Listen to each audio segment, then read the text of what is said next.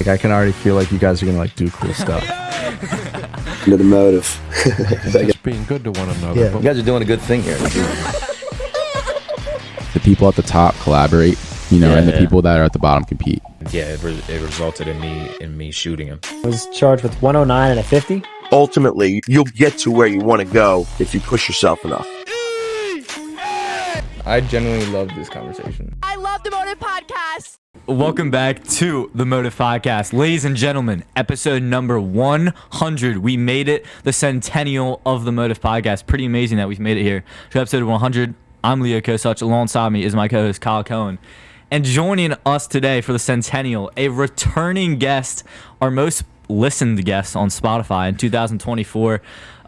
Definitely could justify having him back on the pod. One of our rare guest reappearances on the pod. The boy, someone I've become deeply close with, someone who I've become close with recently.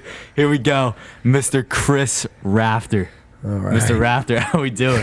That's a great intro. That might be our best intro yet. That's how I'm coming, dude. This is how I'm coming into 2025. 2025. It's a lot of D-Generation X energy. Yeah, I mean, and we kicked off the new year together. We did, yeah. Which was pretty amazing. It was interesting. We spent the first moments of 2025 together. That will be a core memory. That's cute. Yeah, we did. Kyle, how was Leo's my New Year's kiss. Yeah, it was great. Careful what you say there. Mr. in Rafter on Hinge fashion, he is drinking a Miller Lite served by my father, by the way.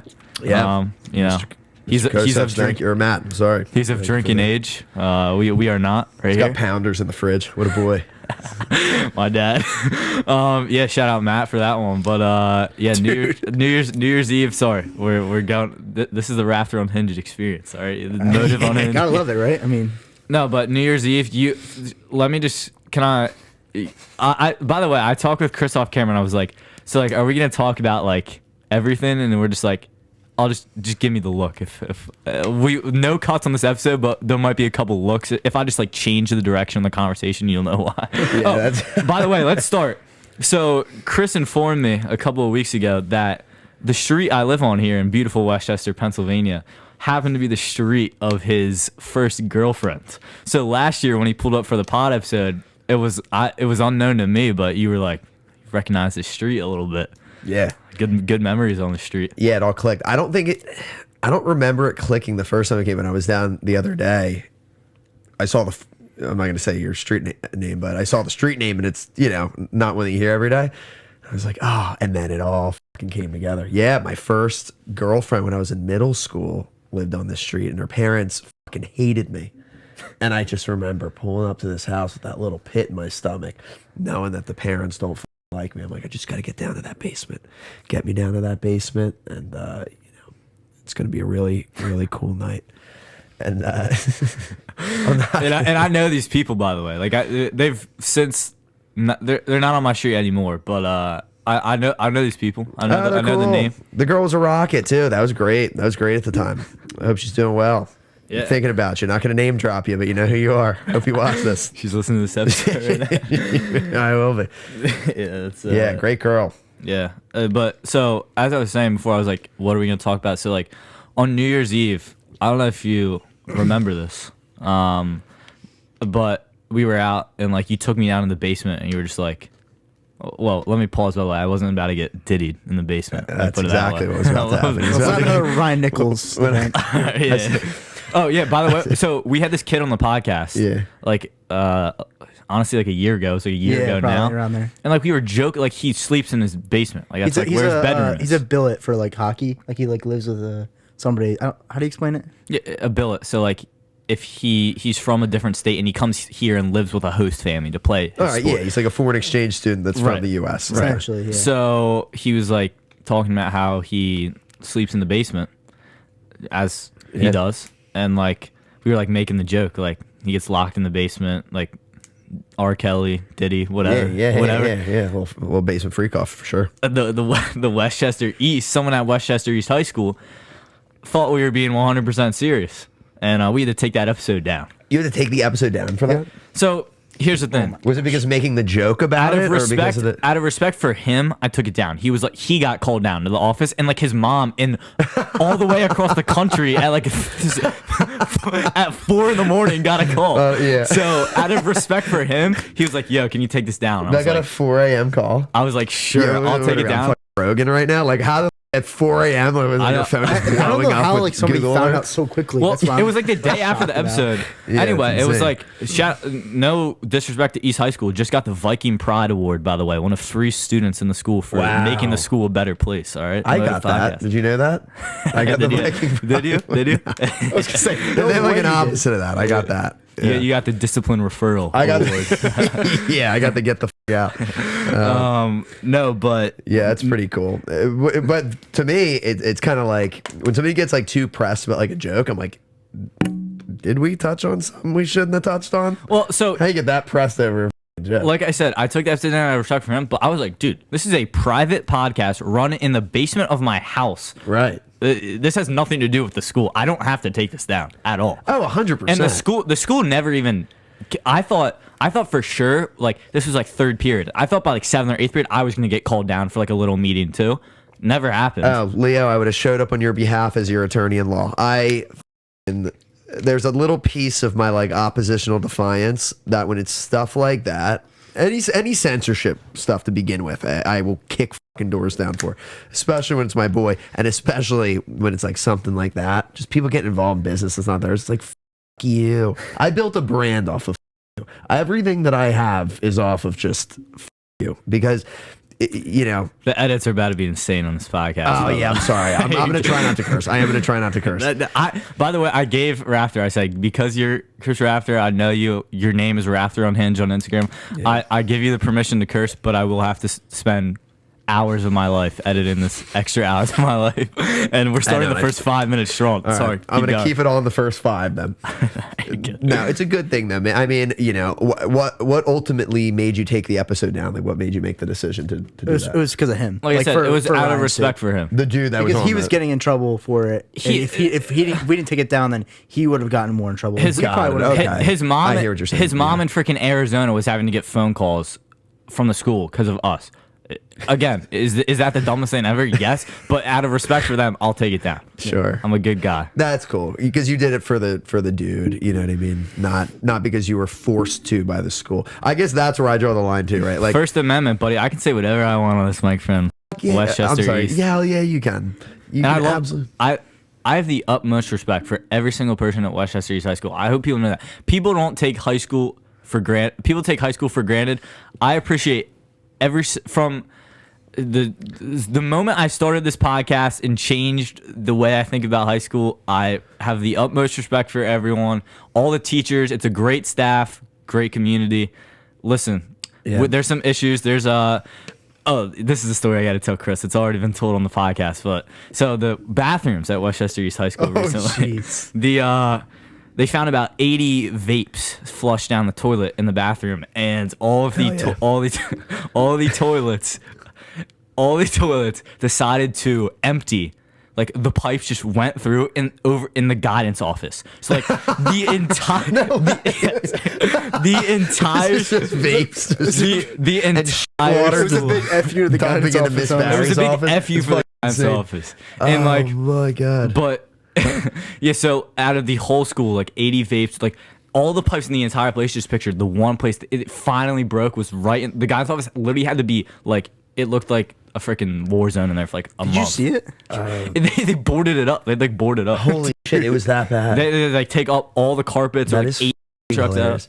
out. Dude, I love like the vape culture of like if we had like we used to smoke cigs, dude, in the fucking stairwell. In the Like I'm East? not like that old, but I'm like old enough where like vapes were like kind of newer on the scene when I was in high school. Like it wasn't like everybody had one, so it was like cigs still. Like we were just like ripping cigs, dude. Like up like at the gate. I don't want to talk too much about just the East stuff because then it's just like only the people that went to East know what the we're talking about. But I'm sure it's pretty universal across high schools. yeah, no, you're right. For that stuff, it is. I was gonna say like there was like a place like right on the outside the gate, if they still call it that, but it was like right at the end of the parking lot by the football fields, and you go out like there. in the neighborhood. Yeah, in the neighborhood, because you step on the other side of that gate, and that's So you're where not we'd on property? fight. That's where we would smoke cigarettes. That's where you could do everything, because it wasn't on property. I was gonna say that you're off property, then you're not their responsibility. So you can Exactly. fucking- So we'd be smoking cigs. Teachers would be like getting in their cars, and we're just like, because we're off school property. Yeah, dude. I can't say that one's like still popular. I I've don't never like the seen a gate. kid our Yeah, I've age. never seen the gate. It's usually just take it out that. in the cafeteria in front Or of at everyone. Coopersmith Park. There were some fights at Coopersmith. I lost a fight at No clue where Coopersmith that Park, is. and it was a fight that I thought I was going to win. I was in like 9th grade, and it was really embarrassing, dude, because there was like everybody pulled up for it because it kind of like sparked out of nowhere. And I'm totally friends, like cool with the dude now, but.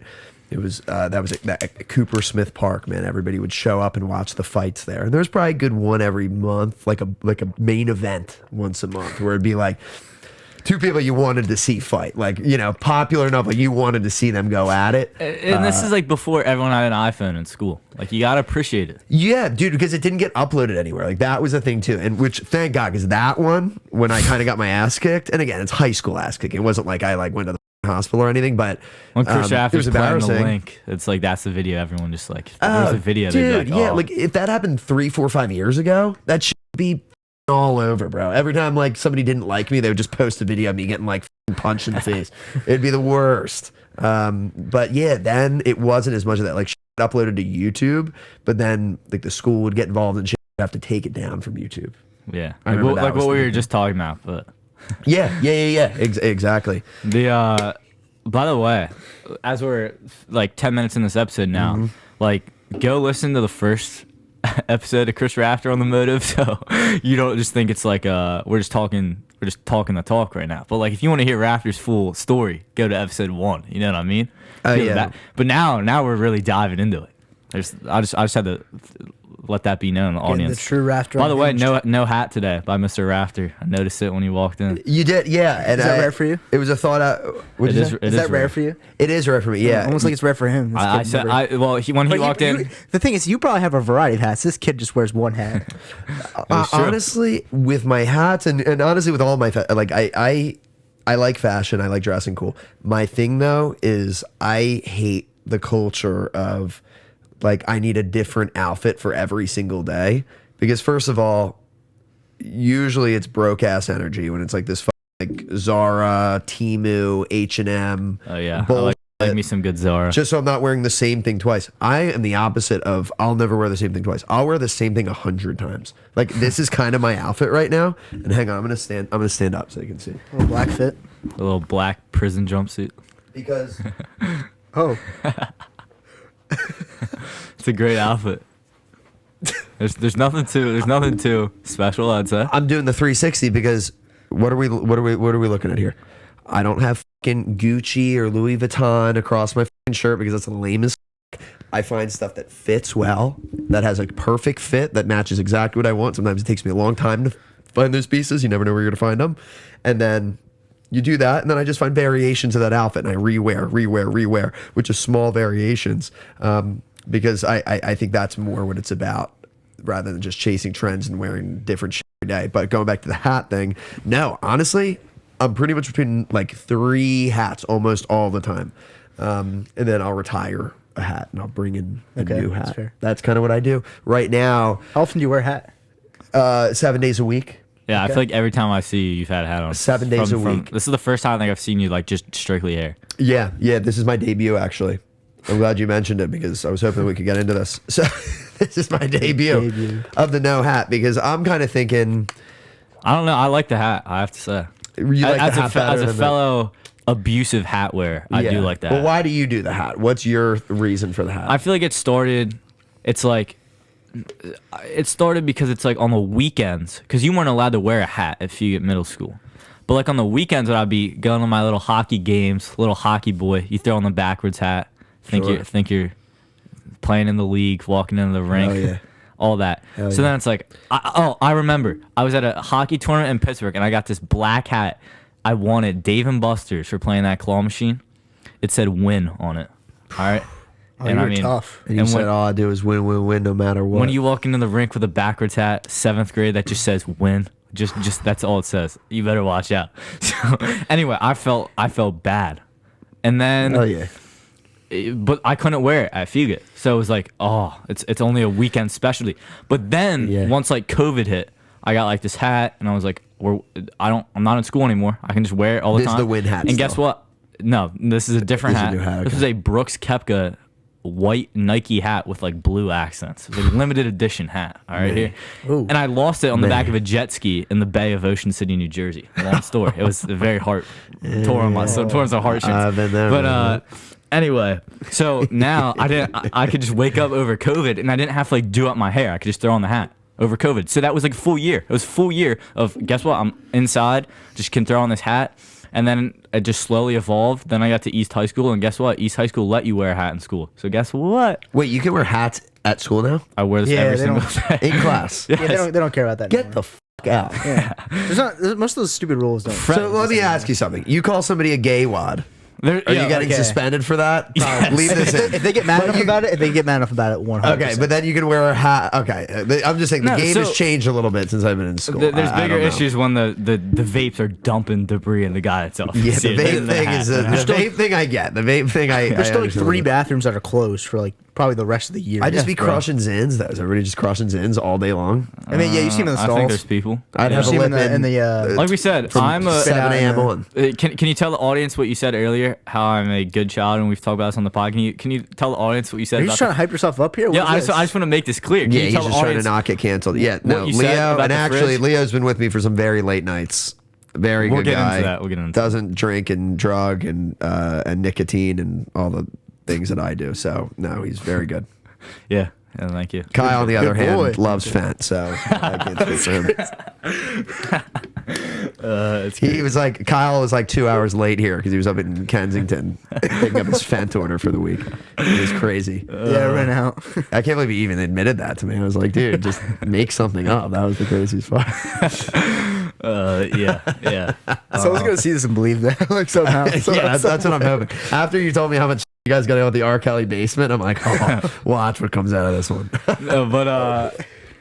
So as you're saying, like what you can say and cannot say at East High School, do you want to throw out any more scenarios at us? I'm actually so curious. That are friendly? In 2014, you could call someone a gay wad and no one would care. Well, come on. Dude, I feel like you can. Let's be real. The people are calling each other gay wads. It just might not be as pronounced in front of administrators, right? Can I say that? No, that's fair. I feel like it depends. Like I'm not condoning it. Teachers would like laugh at that and like watch. I guarantee you, a teacher's gonna watch this and be like, "No, we wouldn't." Chris is making up. I promise you, you had a good roast, and normally when you're a bunch of high school dudes, you're calling each other gay in some way or another. Like that's like the roast. You know what I mean? Like when you're in high school, this is gonna be the clip. Right? This is the reality. There are so many. I think I got to post a clip every day from the Kyle and Fent is one of them. Yeah, Fent Kyle is. That'd just be your new Instagram. Is Fent Kyle. But by the way, I saw Kyle get some nice senior portraits. You look very good in this. I'm not even BSing. Can we pull one up on the screen like when we overlay one, Kyle? Yeah, it's up to you, and bro. then a picture of him serving Fent outside of a date where we smoke cigs and fight. Well, I'll show. Well, Kyle, my dad. I showed it to my parents. I was like, Kyle senior portraits, and like they thought one of them was like you looking at your phone because there's one that's like you like adjusting your cufflinks. You're like, yeah. I was like, is he looking at his phone? anyway. Business never stops. Money never sleeps. That's what that picture That's what it was. I like that. So as you're saying, gay wad, they would laugh at it. Yeah.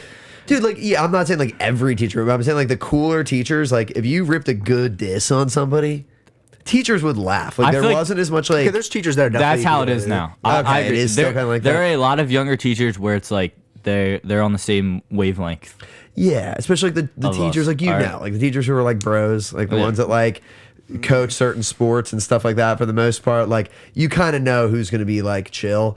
I don't know, man. I was a fucking wild animal at East, so I guess when you say that, I guess I was thinking like you were just calling some random person like gay, like some like something. Yeah, and I'm just using gay wad as an example because right. it's like but like the other thing to keep in mind too is I was so horrendous at that school that I got away with way more than the average person was because they were like they were going, it's kind of like horrible, and then you did something like kind of like that would be bad for most people. Yes, exactly. For you, it was like kind of normal, so you would get away with it. Like I would curse out a teacher and like not really get in trouble for that. That would just be like I go to the principal's office and they'd just be like, Chris, what are you doing, dude? Like, you calm down. Like, sit in my office for 30 minutes, calm down, then you can go back to class. It's like every teacher listen. So like, it's just so funny. Like every teacher that like knows the motive at East, which is a lot of them, and like, everyone's like they're watching this episode, and like I bring up your name, they probably are so like, because I'm not again not trying to hype myself up, but I'm not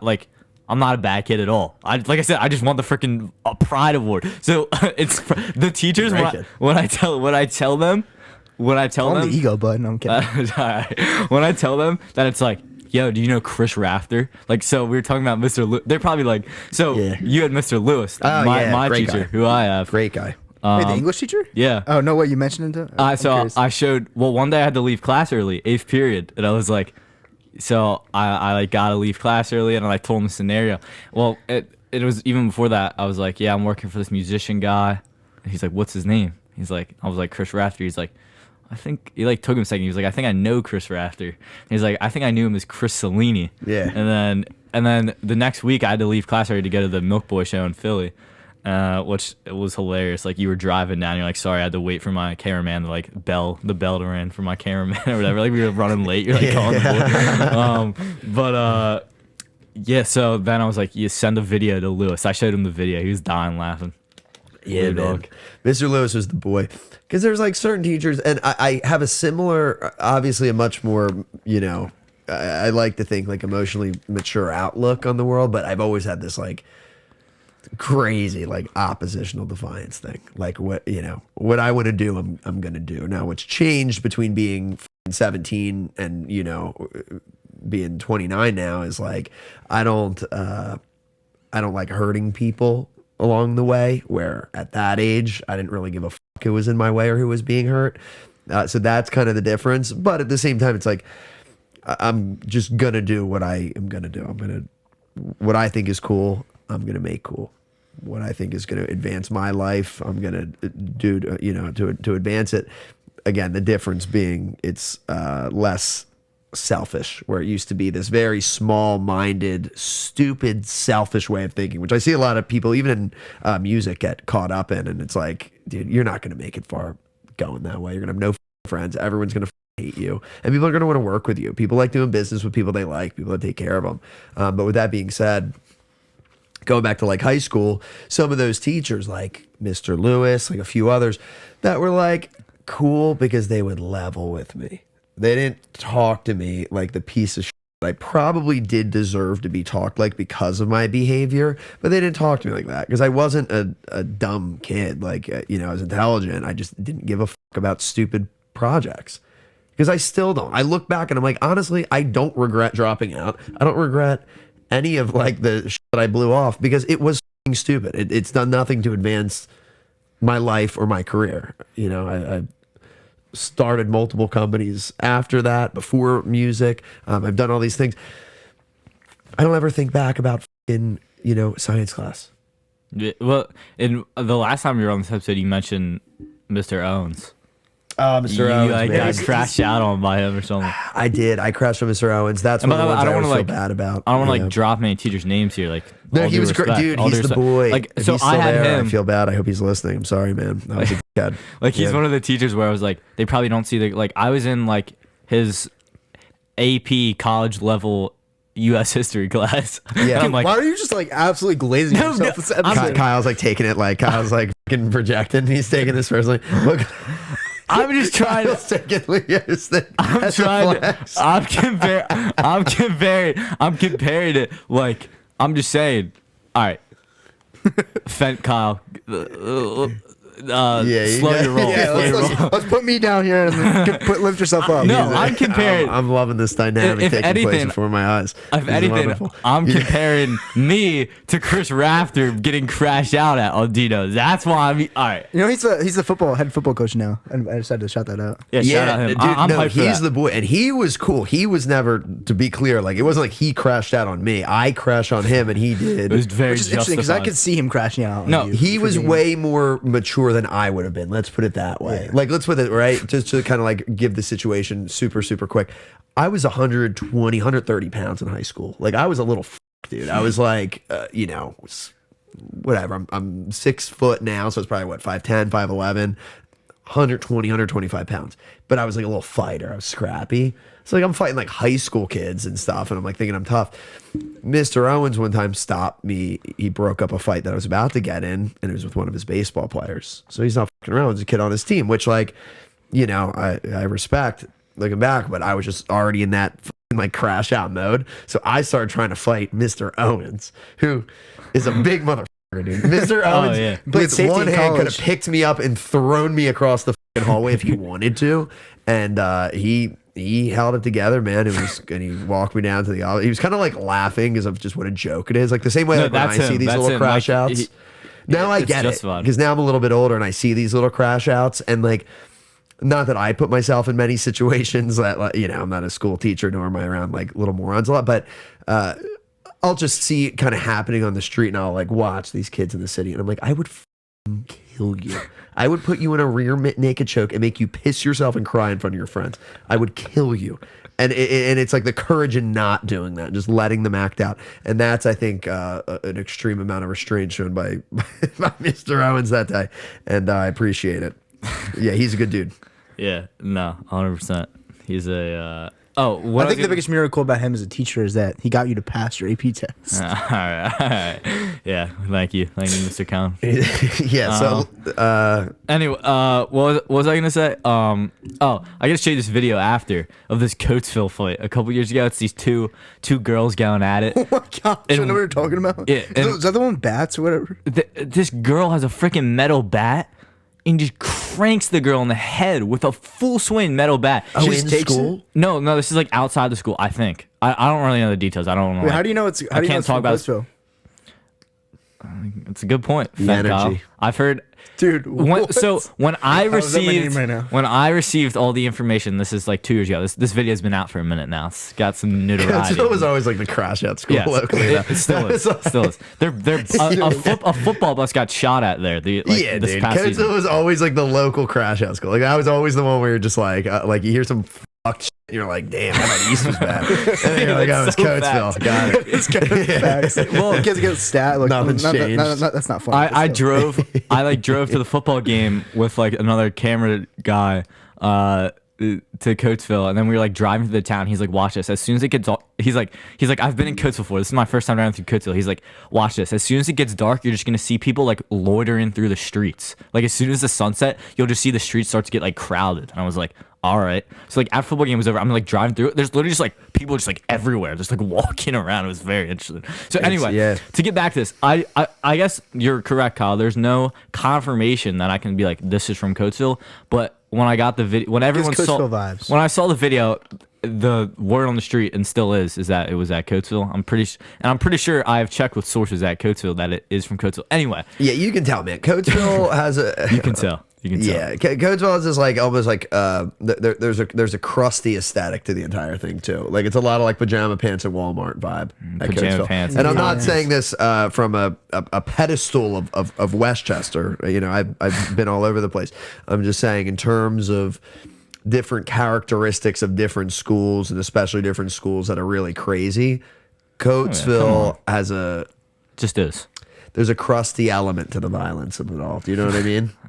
Not really, but you know. No, I know. Do you know what I'm saying? Cookie No, Monster, pajama pants in school type of shit. Like, you know what I'm saying? Like, now we're there. Yeah. That's the kind of like they're not fresh. You know what I'm saying? Like they're not. It's not like you go to like let's think of another crash out school. Okay, so probably like you know in Phillies you start getting towards like Upper Darby. Oh yeah. West Philly. At least there's a freshness there. You know what I mean? Some crazy motherfuckers, but they're fresh. Coatesville, and watch. I just went like all the Coatesville. I went to like Coatesville people in my DMs being like, talk shit. No, I can't kiss you. No, but I live for it.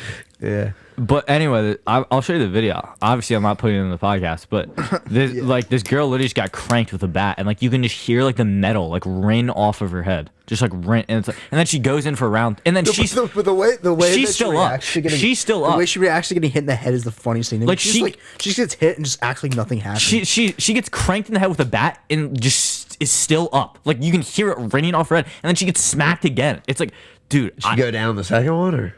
Oh, Send me the video after. I don't I think gotta she see. did. Was it like what kind of swing are we talking? Are we talking No, like a Bryce it was- Harper, like, was a full- or was it like- like like a if was it like was- a like a girl like kind of like over the top? No, it like was kinda- Babe Ruth, bottom of the ninth. like if it had the Yeah. power of a Waiting for baseball player behind that, it could have killed somebody. Like I don't know. No, she has to have like brain damage. Like seriously, you cannot You get gotta cranked in the send head me with a this metal video bat. after, dude.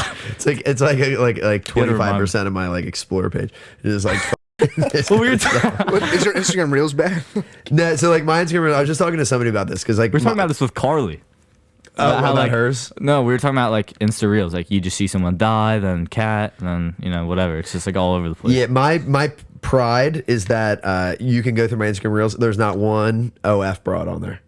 There's none of that. 'Cause, dude, Good. I don't know a guy that I can like go through his reels if I was doing this, and there's not like chicks, like all the OnlyFans chicks. I don't support that, dude. I can intentionally nasty environment. never liked that stuff, even when they were spamming me with it. So no, my is just the important things in life. Street fights, okay. important People things. being insane, usually strung out on drugs or alcohol, just doing funny. Because that It's you. if you follow my Instagram, just I post in my stories, and then just weird niche memes that make you question why you follow me. Bro, there's one that I That's kind saw. of my page. Sounds There's about right. there's one that I saw on my feed like a few days ago, and you were the only mutual friend that I had that liked it. And I was like about to send it to you, but it was like the therapist is never gonna believe this one. It's like this black dude, like he picks his son up by like his teeth. I know exactly what you're talking. He's He like starts dancing like that. Oh, yeah, I know exactly what you're talking about. It's a great video. Yeah. What are we talking about? I just- I love that. That's like I try to cultivate the weirdest feed. Like I've built my feed brick by brick. So these are all the things that are just the Rafter state of mind. I'm glad you seem proud of it. I am proud of it because I've been on Instagram for a long time, man, and for me to have a scroll to just be able to go video for video and be at about 85% satisfaction rate is something that I'm very proud of. More proud of almost anything else I've ever done, to be honest. I haven't really thought about this. So like you'll randomly post like just a whack reel on your story, and it's like I don't think I've really digested, but like now that I'm like Chris Rafter's media guy, it's like it comes with a lot of weight. Like they might like it might just be like they might be thinking that I'm influencing the story random the random posts. Yeah, well, I've been posting less, dude, because joking. like the well, That's good. I love it. yeah, it kind of brings us I to a whole support. other like conversation, like the content as a musician or like as anything in entertainment, like the importance of content and how much it sucks, to be honest. It's like the idea of like having to follow these little algorithmic rules in order to make your shit stand out. Like it's annoying, bro. Like before the last few months where I've really kind of been like trying my best to lock in on content, and we have been. So for anybody that doesn't know, Yeah. Leo does all my content now, all the Yeah, filming, editing. Tell the audience my name, by the way. What's What, you want me to just say your full name for you? Is this some, like No, no, no, no, ASMR? I know exactly no. what he's talking No, no, about. no, too. Kosach. Is that what you were looking for? Is no. that your producer tag? Daddy.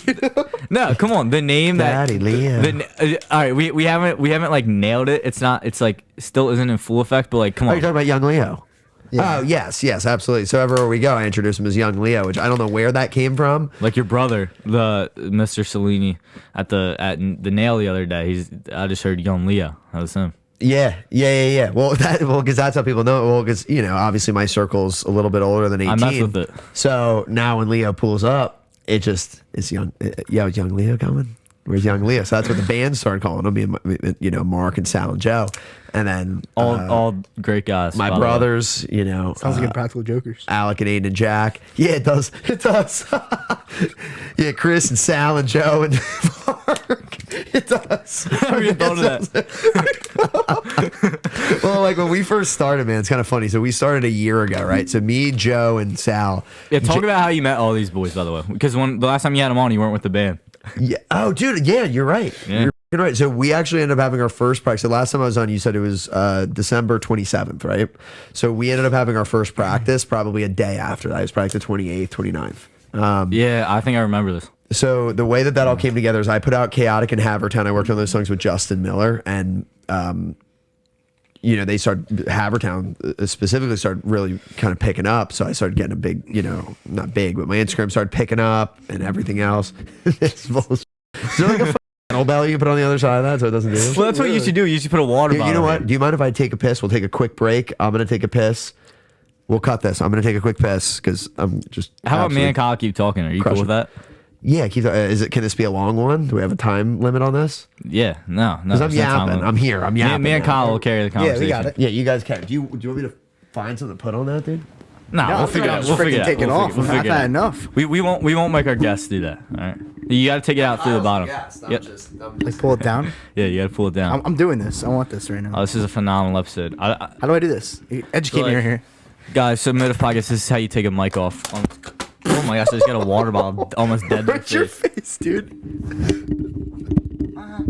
Dude, you gotta cut that. No, You gotta cut that. all right, now get the freaking thing of it. All right. Vast apologies for everyone's ears there. We just took Kyle's mic out of thing because he's had enough. It took Not enough of the. Oh, it's See, so now much it's better. But now it's close. You just got to watch out with the audio levels. Yeah, it's good. And then that mic's just going to do that thing. But See, now I can like turn with and look at the guests while I speak. Yeah, I got you. So And it took us look at 100 episodes. The Centennial had no bias. Yeah. No, but see, now No, I it just took me don't like 100 this. I don't like this vibe. Well, see, maybe we just take this off eventually. All right, we'll get there one day. We'll get there one day. Maybe- I'm keeping this for the rest of the Maybe by episode, 200, we'll get there. Maybe by 500, yeah. Yeah. Okay. So, I just didn't want young Leo. Young Leo, that's a new name. It's been an honor for all of Rafter's audience listens. It's been an honor. Like if you see me, just feel free to It's the shout biggest glaze of all time. Feel this free to episode so far. feel free to shout out Young Leo. Don't do that. Just call me by my name. Young Leo. By the way, so at Milk Boy, so I was with Rafter at his Milk Boy show in Center City, Philadelphia, and at the end of the show, some lovely gentleman, I was up on stage in the middle of Philadelphia, and some guy at the end of the show was like, "Motive, the Motive." I was like, "Yes, sir." Yeah. So Love to hear that. got some Motive recognition at the Raft show, which is nice. And by the way, at the Nail, some kid came up to me. I think he went to Malvern. He said, and he was like, "I know you from somewhere." And I was like, I'm on an Ozempic ad. And I was like, so he was like, "I know you from somewhere." And I was like, "The pod?" He was like, "Yes." And he's like, whoa, Zamp. and I was like, what episodes did you watch? And then he was like, "I don't know." But he was like, "I know you from." Sounds like the usual. No. I don't think I even asked that. But he was like, "I know you from somewhere." And I was like, "The pod." He was like, I was like, "Yeah." He was like, keep that thing up, man. Love the pod." So shout out the recognition there. You know what I mean? Mr. Rafter, Mr. Rafter fridge diving? Going for another. Is that what I hear over there? You hear the fridge shut. You can't give me access to a fridge. It's a bad idea. Did you bargain with my father up there? Where you're like, "Yo, can you make me a drink?" Yeah, I didn't see him. I just took a leak. Would have thought about it probably. I was I'll have to bring him back a couple pounders though. Yeah. Replace these. I was telling Kyle how Motive got shouted out at both the Milk Boy show and the show at the Nail. Got recognition for the Absolutely. Motive. Just fire.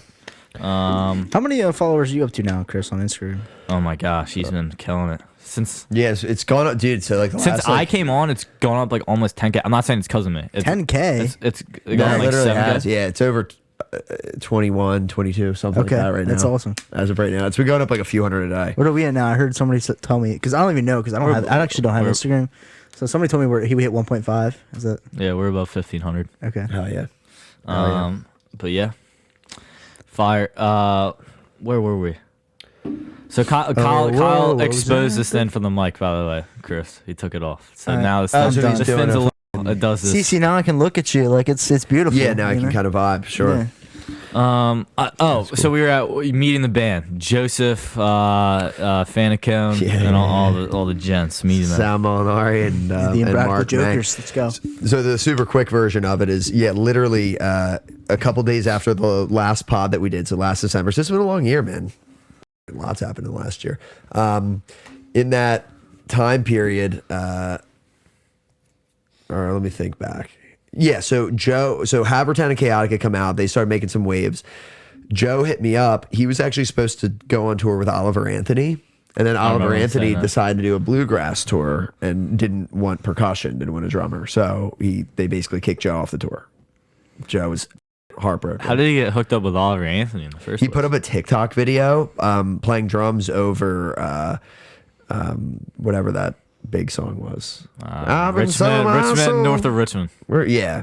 So he put up a video playing over that. Joe is a freak of a drummer. Joe's a ridiculous drummer. If you haven't seen us live and you're a drummer, come just to see Joe music.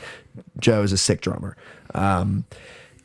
He was supposed to go on tour with them. He was stoked. They ended up bailing on him. Somebody that he knows was following me and sent him my was like, yo, you should hit this dude up, see if he wants to be in the group, or see if he wants to start a group. And Joe hit me up. I was still in LA when I came back. We had talked about meeting up. We ended up meeting at a Guitar Center. Or no, it was the Sam Ash that just got shut down in KOP. We met there, chatted a little bit.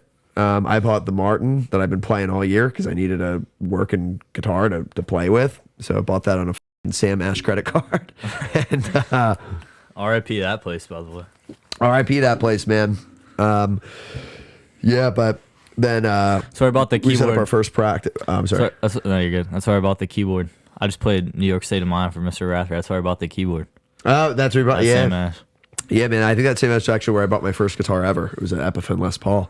But yeah, we set up a practice. Joe knew Sal, so the first practice was me, Joe, and Sal. And I have videos of that because I sent to them on the anniversary of our first, all playing together. Then we had another bass player for a little bit. He was kind of a pussy dude, so like he ended up leaving. And then we brought Mark on in September, and then it's that kind of completed the spectrum. You know what I mean? We found the perfect, because here's the tough thing about having like a band too, right? Is like, obviously it's called Chris Rafter. I write, the songs and stuff like that, but like these dudes are in it. These are not, hired guns in the sense that they play with 50 different bands and like come around when, I have a show, and besides that I have to like pay them for practice or all the shit a lot of musicians have to go through. Like these are ride or die type of dudes, you know what I mean? We make these songs together in the studio. We play all these shows together. We're going to be going on the road together this year. We have a lot of shit that we do, and besides that, we're incredibly. I mean, these are my brothers at this point. You know what I mean? You spend enough drunken nights and kind of hard moments over a short period of time with a group of dudes. You build a brotherhood pretty quickly, and that's what we're doing. So yeah, now it's just been. What was the original question? Just how I met them? Yeah. Well, that's basically it. Mark's a beast. We were at his house. Yeah. His house is literally insane. Every single place is a Is this musical. the place in New York? No. Nah. Why did I just say that? That was stupid. I actually know where you did. No, you're good. Yeah. Yeah, that was a couple days before. That was the day after Christmas or something, I think. And that was. Let's talk about that night. I mean, so again, for the audience, so everyone, here's what it's like to be acquaintances with Chris Rafter.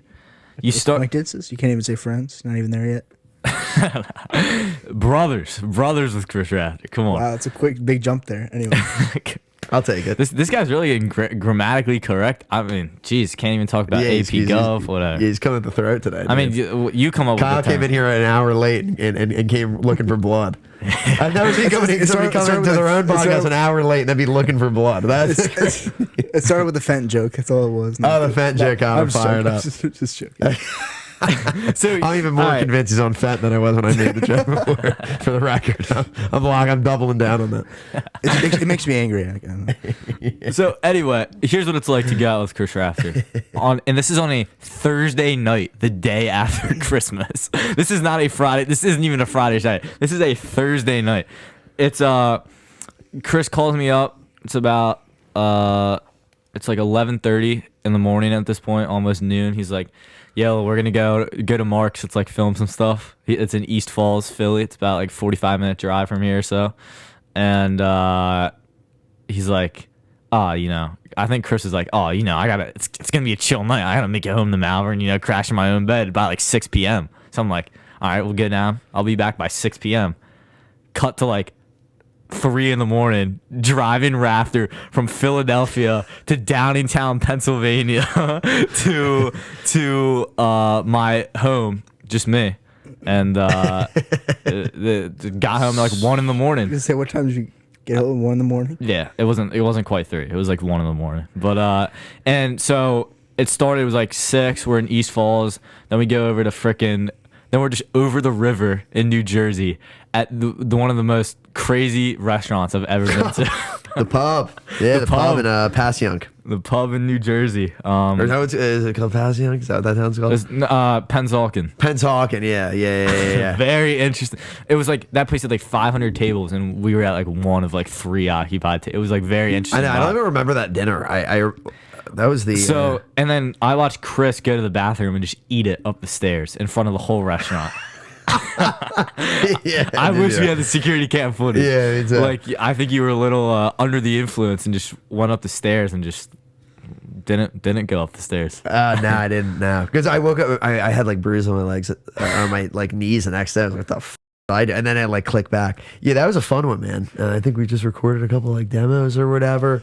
Yeah, we have a lot of like for no reason kind of like parties because that night was one of them. I mean, you had a great moment. We had to drive an hour back from Jersey over to somewhere else. You know, we had to bop around. Bro, we got to chat a little bit. We had some fun cards, man. I was confused. What are you guys doing driving around? I'm confused. We're just getting deep, dude. You know what I mean? Yeah. Just getting deep. Yeah, that's it. No, I'm saying like, what are you driving around to? Like, what are you going to? What did you go to New Jersey for? Dinner. We had a dinner with these dudes at Markness. Oh, okay. So just some random connection type thing. Oh yeah. It was just these like old heads that I don't even know why the f were there. Did I just get drunk and was like, oh, let's do it. Let's go with them. Yeah, that's what it sounds like. That's what it sounds like, to be honest. Well, no, Mark was insisting we go with them, and then we all went. Like the full band, minus Sal wasn't there, and it was just like. And then Joe knew the guys like through family. Oh yeah. Just had it. But dude, I have a video of and then me and Christian next to each other. Like kind of just like, what's happening? Like, what is happening here? And because we walked in, like I think I sent this video to you, and you're like, just like, I just have a video of you kind of just like in your own world, just moseying around the pub, and then you go up to the bar, and like, remember I got kicked out from the bar? Yeah, I do. Like I was just like in the bar area with Chris, and they're like, is he 21? And Rafter's like, yeah, he's fine. Or like, you didn't say like, yeah, he's 20. You were just like, he's fine. And then they're like, but is he 21? And then we're just like, no. so then I started talking shit. He looks like he's 12. I got caught. I was like 15. I was like, darn. And that's why my name's Young Leo. All right. But, yeah, exactly. Anyway, so interesting night. But yeah, dude, we've gotten deep. Yeah, we had a fun New Year's. Dude, I saw this video, and this is kind of how I feel. Like, as we love Sweden. We love Sweden. We're a big fan of Sweden. Man. And as we what am I trying to say here? Making him stutter here. Yeah, making me stutter. You got him. Dude, I literally just totally lost where I was at. Well, because I know why, but yeah. No. No, we don't. I know why. Where I was gonna at? So that night, like I feel like this is how I'm gonna be like for a lot of the times. Like, don't think I'm a weirdo. Like I still love you and still love everyone there. But like, if I can go home and sleep in my own bed, with all due respect, I'm going home and sleeping in my own bed. Sure. Like I'll stay till 6 in the morning. Absolutely. But I'm gonna drive. And that's what you did. I think you were there till what, 4? Yeah, I got home like 4:30 in the morning. Yeah. I stayed a good amount, but I was just like, I don't need to sleep here. Oh yeah, no, we had a great time, man. Especially when it's in Westchester, my house, like 10 minutes away. That was a fun little random New Year's. That was a good time, dude. I thought you were gonna crash out, by the way. I wish I knew, because I think I have an idea of why. We're not gonna talk about. Yeah. The great country of Sweden. That's funny. I haven't thought about that until you just said it. Yeah, ABBA. man. Do you remember that? ABBA. I remember saying that. Yeah. Okay. It doesn't matter. It doesn't matter. You know what? That's an off-camera conversation, because now I'm trying to put all these clues together. You know what? Here's the thing with me. I'm not a asshole, and I'm kind of an asshole, but I'm not an asshole in terms of like here's my whole philosophy in life, right? Add way more good to the world than you're taking, right? So there's a lot of takers in the world and then there's givers in the world. I do try to be a giver. So even though my the way I act, I don't lead with that because I think you're almost kind of lame to lead with the fact that like, oh, I'm a good person. It's like, no, you're a piece of shit. But at the same time, I do believe that there kind of needs to be fighters for good. You need to be a fighter for good faith out here. And sometimes when I think that there's something that's a line crosser in a big way, for me personally, I kind of believe in a style of justice every now and then that doesn't necessarily bring the whole court system into it because sometimes justice isn't solved that way. So from my recollection of what was happening that day, I might have had an idea that there was a crossing of lines where it could have been just solved a lot quicker. A lesson would have been learned in that setting. But if there are crusaders out there that do things like that, I don't disrespect it. And we'll leave it at that. There you go. There you go. Yeah. Yeah. But thank you for bringing up that beautiful story, Leo. Yeah.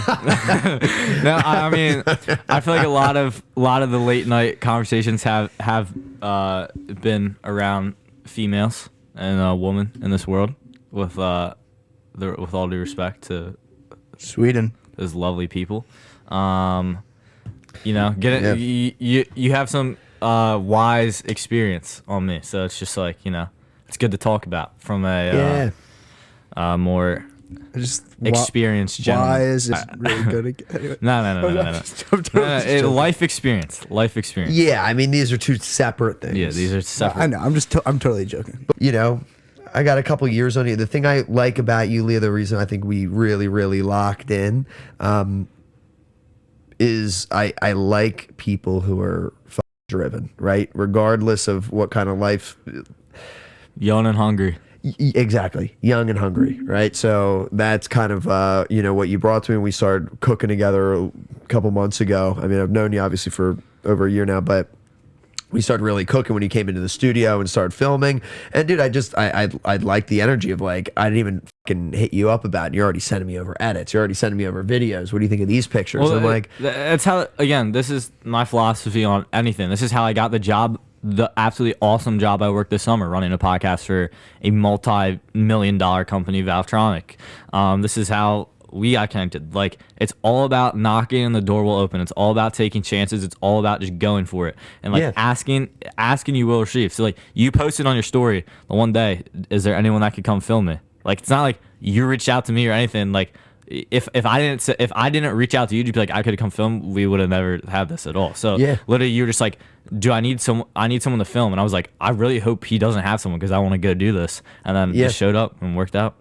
Dude, and then we've been locked in. Then from getting to know you a little bit better, you're a hardworking dude, you're a consistent dude, and there's lessons on both sides. Like that's kind of the cool thing I've realized about a lot of my relationships in life, business relationships that have evolved into friendships, and things like that. I don't know you as well, Kyle. So I'm not trying to like exclude you. I just don't know you as well. But Kyle's like, let's sit here and wait till this whole sucking episode's over here. Eaters 101. But yeah, dude, it's how about you just the Miller Lite just put it through Kyle's head right now for that comment he made earlier. Kyle just pop in and talk shit again another couple minutes. Kyle just waits for his opportunity to slide in, just there is some shade and then pop back into the shadows. That's pretty much where I'm at right now. I mean, you guys are basically just detailing stories that I wasn't there for. Ask some good questions and ask me some questions. Let's get it. Yeah, you know what? As you were saying, I thought I was gonna get a nice. Yeah, you know what? Let me finish this because we've been working for a little bit, and I am gonna glaze this man a little bit because we've been working together a little bit, and again, this is just a start. Let me just say that this is just a start. Here are the things that I like, man. I'm an independent artist, right? So everything I'm building right now, it's not with a high budget. It's not with access to the highest quality of everything. We don't have the best equipment. We don't, even when we go in the studio to record these songs, we have good equipment there, obviously, but we don't have these fucking $100,000 budgets to spend to make an EP or an album. We're doing this shit like on the low, so everybody across the board that needs to be involved in blowing up a music project, they need to have that mindset. And, you know, I'm a kick doors down type of motherfucker, man. That's just how I was built. It's how I always will be. You know, I think you need to have that. You need to have that kind of grit in order to make things happen. What I like about you is that you have that, but you have an unbelievable consistency that I can't say that I have. Right? You have hey, I do this on Wednesdays, I do this on Thursdays, I do this on Fridays, that you do every single fucking week. Where like I get shit done, mine's just in maybe a little bit more of a, it's, you know, it's not as clean and it's not as organized. So I respect your work. I respect your process, I think is a better way to say it, a lot. And there's things for me to learn from. So then along the way, just having a couple of years on you, whatever, and there's little things I can pass back and forth. It's, you know, that's how you grow outside of a business relationship, these friendships and brotherhoods that, you know, I have so much pride in with this whole thing. The dudes in the band, you know, the managers and agents and people who are joining this thing, my business partner, you know, where it's, we're growing this bigger thing where I hate the cliche, like, oh, we're all family. Because every like piece of shit business loves being like, we're all family here. And then it's like McDonald's. Like, then I'm at you. Yeah. You know, dude, have you seen the video of the guy that like retires after working for like 50 years? Yeah, he worked Burger 50 King. years at Burger King. They gave him like an AMC gift card, like a fucking, like, they give him like a $25 gift card. Yeah. Dude, and that's like not the way I operate. You know, I do operate. This is a more than a family. I operate like, dude, this is SEAL Team 6, man. Like, you know, we don't have 200 people on the staff. You know what I mean? We got 5 or 6 or 7. You know what I mean? And that's kind of including independent contractors, things like that. This is SEAL Team 6. So everybody that's on, if you're in this position, you're there for a reason. You know what I mean? And I think we've been executing that well, and I think the results are showing. So we're crushing it. One day when the revenue really starts pouring in, we can start kind of leaning more into the entrepreneurial aspect of all this stuff, because I love talking about that stuff. Just right now, while it's still in a startup phase that isn't obviously pulling in a ton of revenue, it's not super, you know, exciting. But yeah, I appreciate you. No, with that being said, you know, you're the boy, man. That's all you. But and since you came on last, Delaware Valley Music Company started that recently. Yeah. That's obviously big for the brand and for the biz, all that in general. It's going to continue to grow. Yeah. I mean, the whole thing with Delaware Valley Music Company was the same thing, man. So it was like, you know, I see how labels act in Hollywood and Nashville, right? Being the main places where these major labels are based out of. By the way, those fires are absolutely horrible. It's actually insane. Sorry, I just had to throw that in there. Yeah, no, obviously we have to touch on the topical because if we don't mention, do I have to shut on the politically correct? Yeah. Condolence. Let's all talk about our prayers for Los Angeles so that we can. Did you post a meme about that this past week? I feel like I saw you post a meme. No, I haven't. And look, like I know people who were affected by it directly. It is absolutely horrible. I'm not trying to make light of it. I just think it's funny how like, you can't. It's almost like this thing with like anybody that's like doing anything in media. It's like, oh, it's almost like in 2020, like if you didn't post the black square, you're just like exiled. So it's like that's like what's happening right now with the fires. It's like, oh, you got to mention the fires. No, I know people affected. It's absolutely. It's just horrible. crazy because it is like Los Angeles. Like it's such a beautiful area. No matter. I saw something interesting today. Thinking about it, I actually have an interesting. A couple crack addicts on the street, but other than that, it's a nice place. Sorry, continue. How are they going to rebuild the city for like all the upcoming events they got? They got the Olympics in a few years, and what else they got? I thought there's like 2 other big events, stuff like that. They're just trying to put them out right now. I think it's kind of the main issue. They're still burn. I feel like they're gonna cross that bridge when they get there. You know? Yeah, you're right. I guess the Olympics are probably the least. I'm bringing it up prematurely now, but I guess somebody asked the governor that. But it is a good thought. It's a good thought. Yeah, but I guess now I think about like maybe figure out like, you know, not having people die and stuff like that first before you figure out what the Olympics is. Yeah, there's going to be a lot of weird shit out of this, man. There's going to be a lot of weird shit. You know, it's like I think Diddy's house got burned. I think it burned down.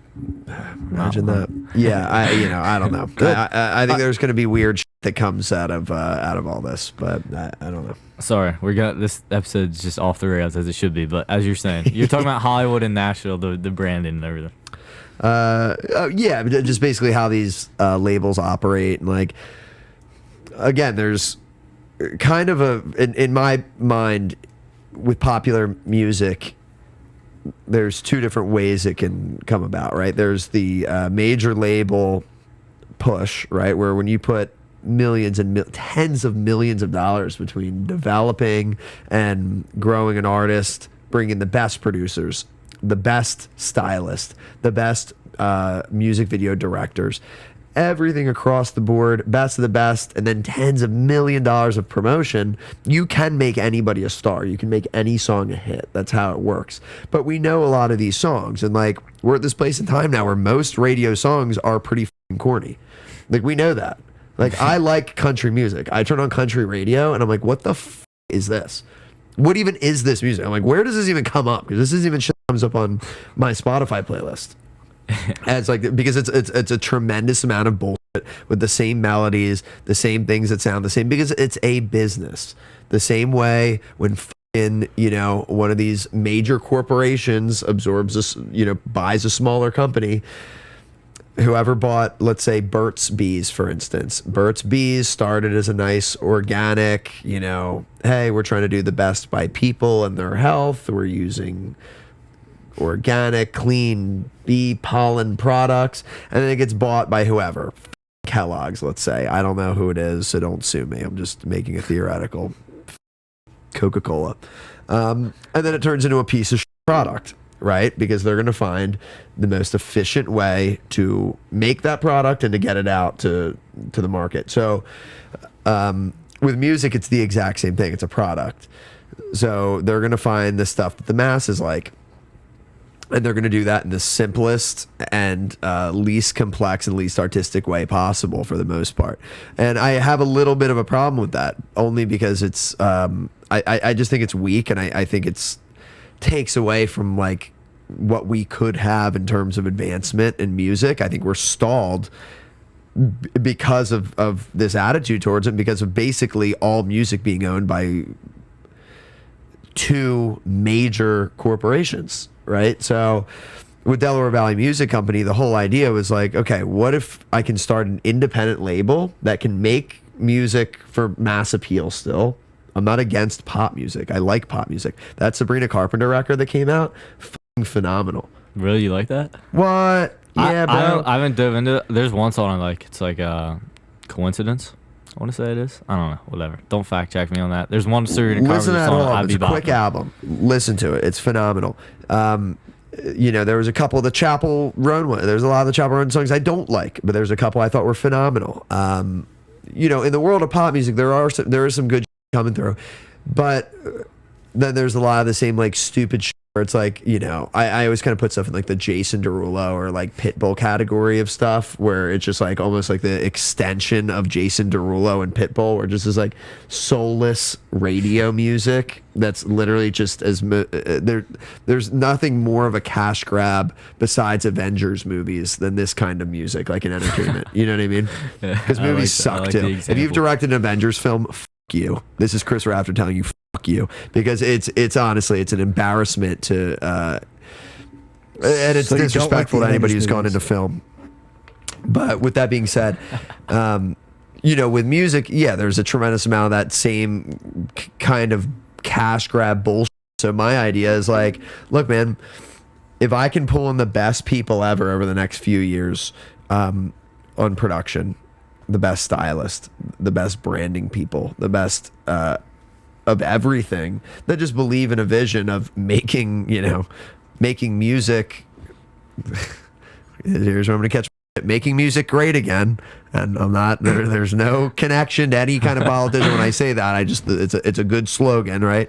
To making music great again and innovative again. I'd like to do what I can do to make that a reality. So it starts with my music, and then it goes on to signing more artists that I see promise in, that I like, that I think are good, and also that I think have commercial viability.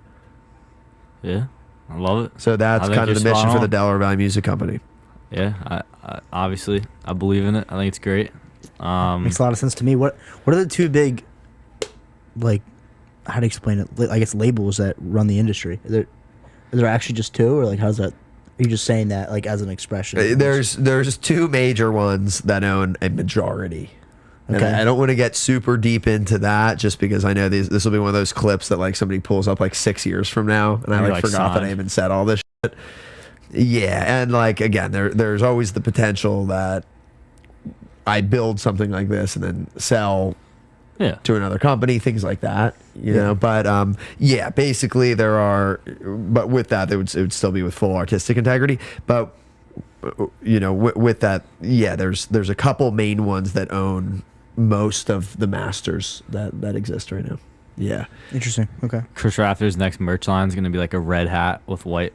With white, Okay. that's gonna say "Make Music Great." Oh no, it wouldn't. Dude, you know what's so funny, bro? The amount of people that like, just like automatic. I don't know if it's like the mustache, but people that just like look at me and think that I'm like, you know, like a hard like political guy or like a hard like conservative specifically. So, all right. There's a couple people you can look at them and be like, yeah, but like, come on. Other than that, let's like. And I'm not like, you know, I'm not ever gonna get into who I vote for or what my political things are because it doesn't f***ing matter. I'm a musician. Enjoy the Hey, music. thank you, Don't worry thank about the you. f***ing voting That for. shit, we've literally talked about this on the pod, dude.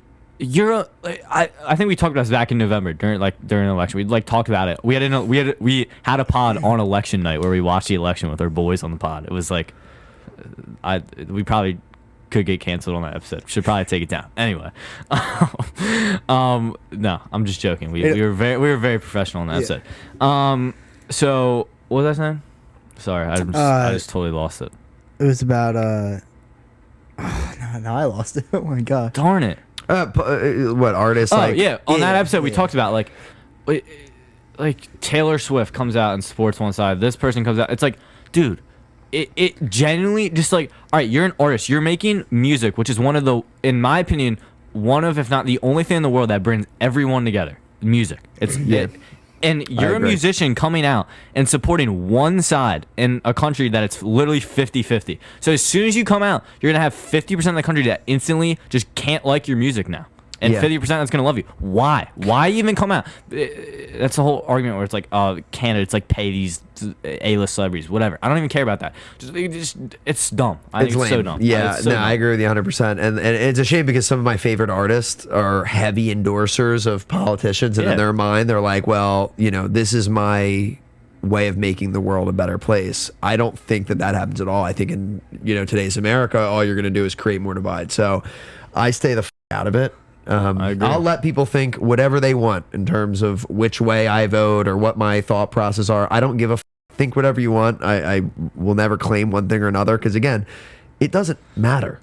I'm a dude who plays guitar and writes songs and I'm crushing fucking Miller Lite Pounders. What do you give a about who I vote for? Same with Taylor Swift. Same with fucking anybody else. I don't want to just call out Taylor Swift. Yeah. Who's somebody on the other side just so it evens out.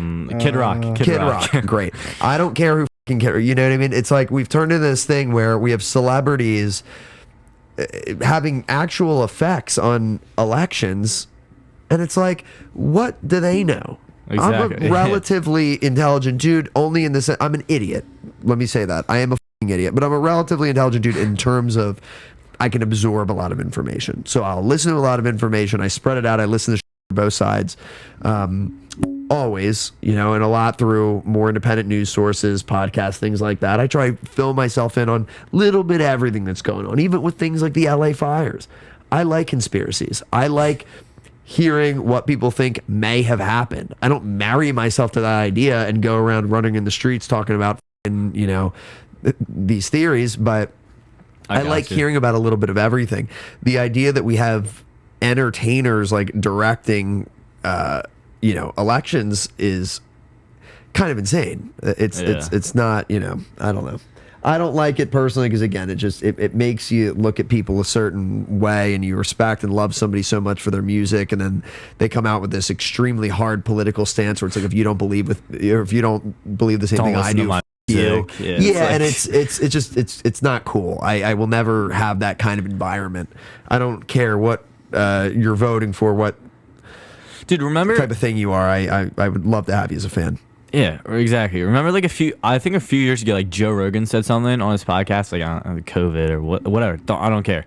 And Neil Young like didn't like it, and I don't know if you remember, Neil Young took all his music. Yeah, I off remember. of He's a pussy. Yeah, he's a giant like, pussy. Because again, I'm a fan of Neil Young's music, man. Like Neil Young, I have absolutely drawn inspiration from. You know, that was a dude who started with an acoustic guitar and some good songs. That's what I do, right? So as a musician, big fan. As a person, and here's a quick thing about Neil Young, as I don't like diving into this too deeply. He had his whole catalog bought, all of his masters bought out for a very, very large sum. I don't know if the sum was disclosed a few years ago, right before COVID. Part of who bought that catalog was BlackRock, who is one of the largest corporations in the world who is pushing a certain agenda. Right. So then all of a sudden he has a problem with, Joe Rogan being anti-vaccine. It's like, oh, who owns your ass?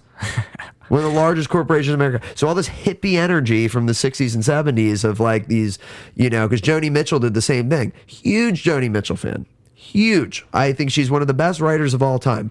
In terms of her political beliefs, anything else, I don't give a screaming at your grandkids. Don't say it into a microphone. I don't care to hear it.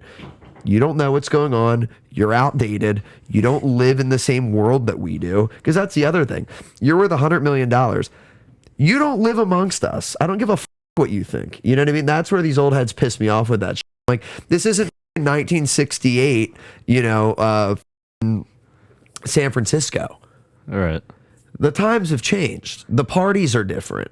Everything operates differently. So when you have these old musicians and then you have all these old heads, going along with it, being like, well, if Neil Young is pulling his stuff off Spotify, he must really mean business. This Joe Rogan guy must really be up. I'm not even advocating for Joe Rogan. I'm just advocating against Neil Young's behavior. Right. I got you. What exactly happened? He's a musician. Like what happened with Joe Rogan? Well, long story short, Joe Rogan. He just explained it. Yeah, the anti-vax, and then Neil Young didn't like that. So he didn't. Right. So when you say he pulled the stuff off of Spotify, does that mean his episode with Rogan, or like his? No, he took Neil his music Young off. took his music off. Yeah, so Joe Rogan has a deal with Spotify. Right, because he's the biggest podcast in the world. Yeah, so he has a deal with Spotify. So Neil Young said, hey, if you don't take down this episode, and the episode was basically of a doctor or a scientist, somebody who knows a lot more than I do about vaccines and about, COVID, who, let me just say, ended up being correct. A lot of it ended up being correct is the hilarious part. But he said, Neil Young told Spotify, if you don't take this stuff down, I'm taking my music off the platform. Like, okay. And they were like, okay. So he took his music off the platform. And it's such a shame because as a fan and all these other fans, it's like, now because you're being we can't listen to your music. Like, now because you want to be about something that has nothing to do with you, we can't enjoy the music that you created for people that was supposed to bring people together. It makes no sense. Like, you're an old legendary musician who has how much money in the bank, and you're letting other people's opinions still affect you to that extent? He's a for that. Heck? I'm still a fan of Neil Young's music, but and here, let me say this too before we move on to another subject. He's also done a phenomenal amount of good between Farm Aid and a lot of stuff.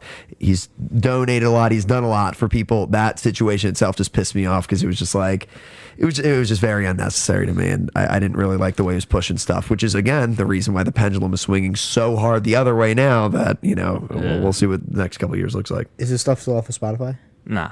No, he put it. I think he put it back. Did he put it back on? 6 months later. Dude, like, money. that's the other thing. At least stand on business. Yeah. Can't stand that. I gotta mention, like, we were laughing about this the other day at like your go-to spot, Chipotle. I don't know if you remember. That's where I saw you Chipotle. actually. I think this was the next time I saw you following the pod. Do you remember that? I did. Wait, what? You guys saw each because I other at know. Chipotle? I was thinking about that today. You didn't tell me It this. was a while ago. It was a while ago. Yeah. You didn't tell me this. Probably You were like a some couple dudes. months after the pod, or maybe it was the summer. I don't even know. Yeah, was that with my brothers or something? Probably, yeah. I was with saw him at some of Chipotle? my football guys, I think. You're just like, what's up? Yeah, it was like, what's up? Because you had her hat on, and I guess I just like didn't. I was like, wait, is that Chris or is that not? And we ended up saying what's up. It was really funny though. Yeah. It's funny you say that now because like that's where we saw each other at Chipotle. So anyway, continue. If we were at Chipotle anyway, and I mentioned this to you. So like when you look up Chris Rafter on Google, like you didn't love your website, right? Like the website like that comes up. Yeah, it's going down tomorrow. Is it actually? Yeah, I tried to. I don't know how to use do you want me to move on from this topic? I can if you want. No, I had a website. I was signed to a label. No problem with them whatsoever. They were super cool. We just operate differently. We think differently about how we wanted to move stuff. But they made a website for me. I wasn't the biggest fan of the website. By the time that this episode comes out, the website will be taken out, so it doesn't matter.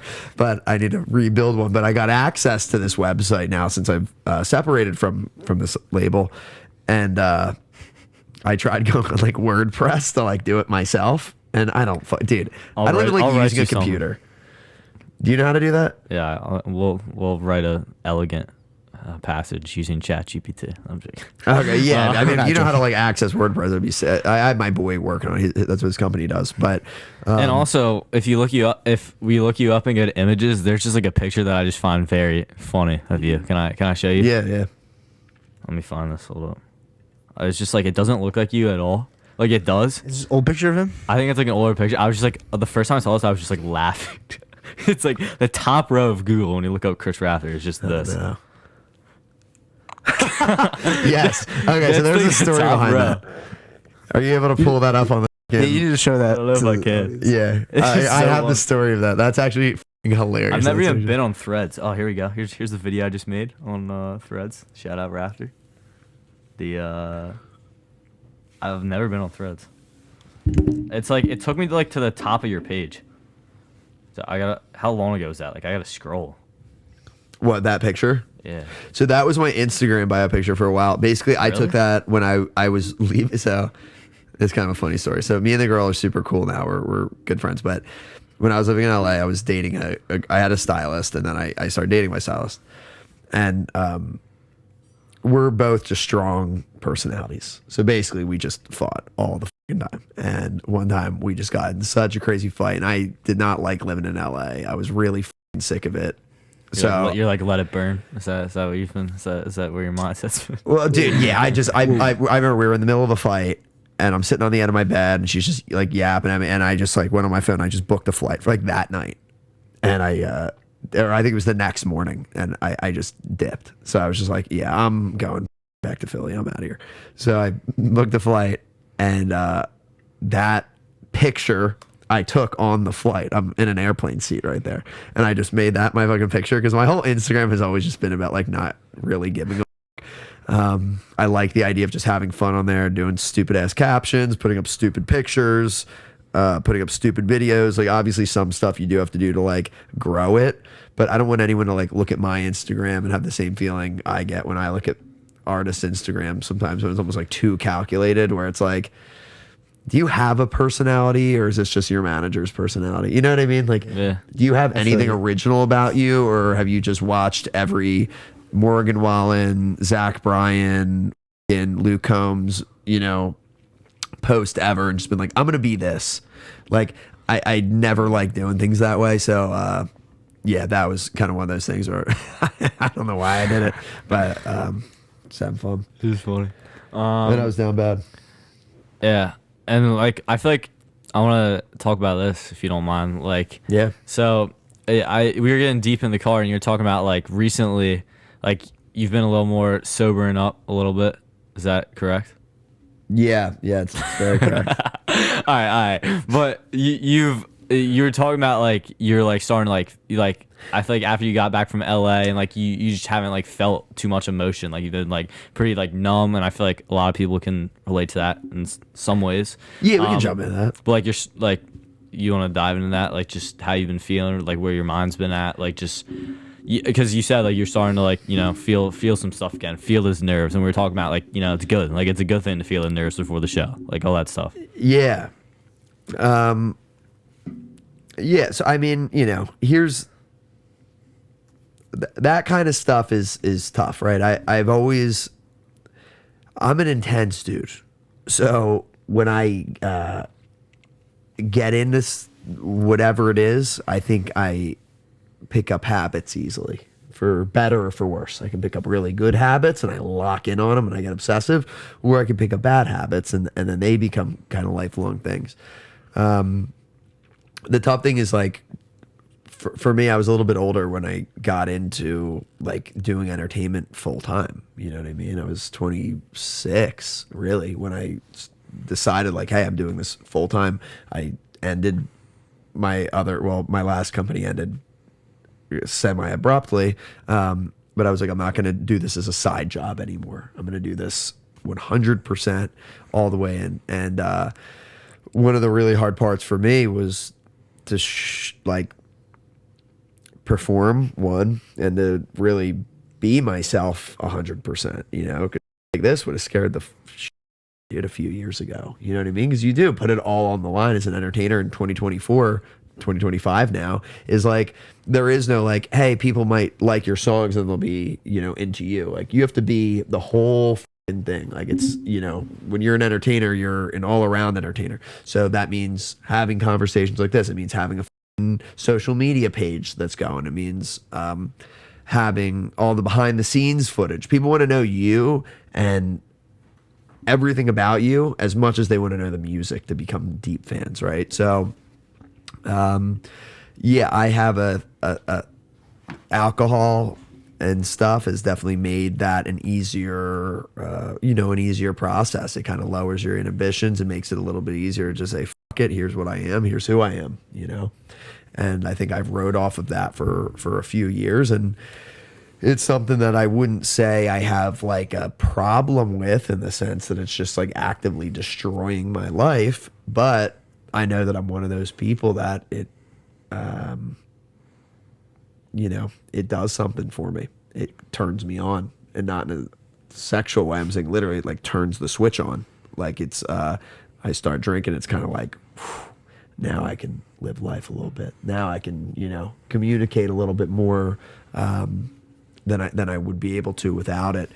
Do you feel like the walls are just up until you have alcohol, I guess? No, like not across the board. Like it's not that like cut and dry. Like it's not like I'm quiet and then I start drinking and then I turn into this thing. But I think with kind of developing this brand, a lot of it was just like, dude, like I made the choice to not live in cities and like I lived in Philly for most of last year, but still Philly's not a New York or a LA, right? In terms of how many active artists and entertainers there are, you know, that are making moves. So like living around here, living in the suburbs now, it's like I'm doing something different than 99.999% of people in these areas. So everybody's going to like look at you weird, treat you weird from family to friends when you're getting stuff started. Now that's working. Now it's a little bit different. Now it's kind of cool when I go to Chipotle and like just get like recognized by people, or I'm at the bar and people recognize me, you know, locally in the Philly area. That's a cool thing. But I think the alcohol made for an easier way to be able to do that. It took away a lot of the shakes that I had in the beginning to perform the way that I want to present myself the way I want to.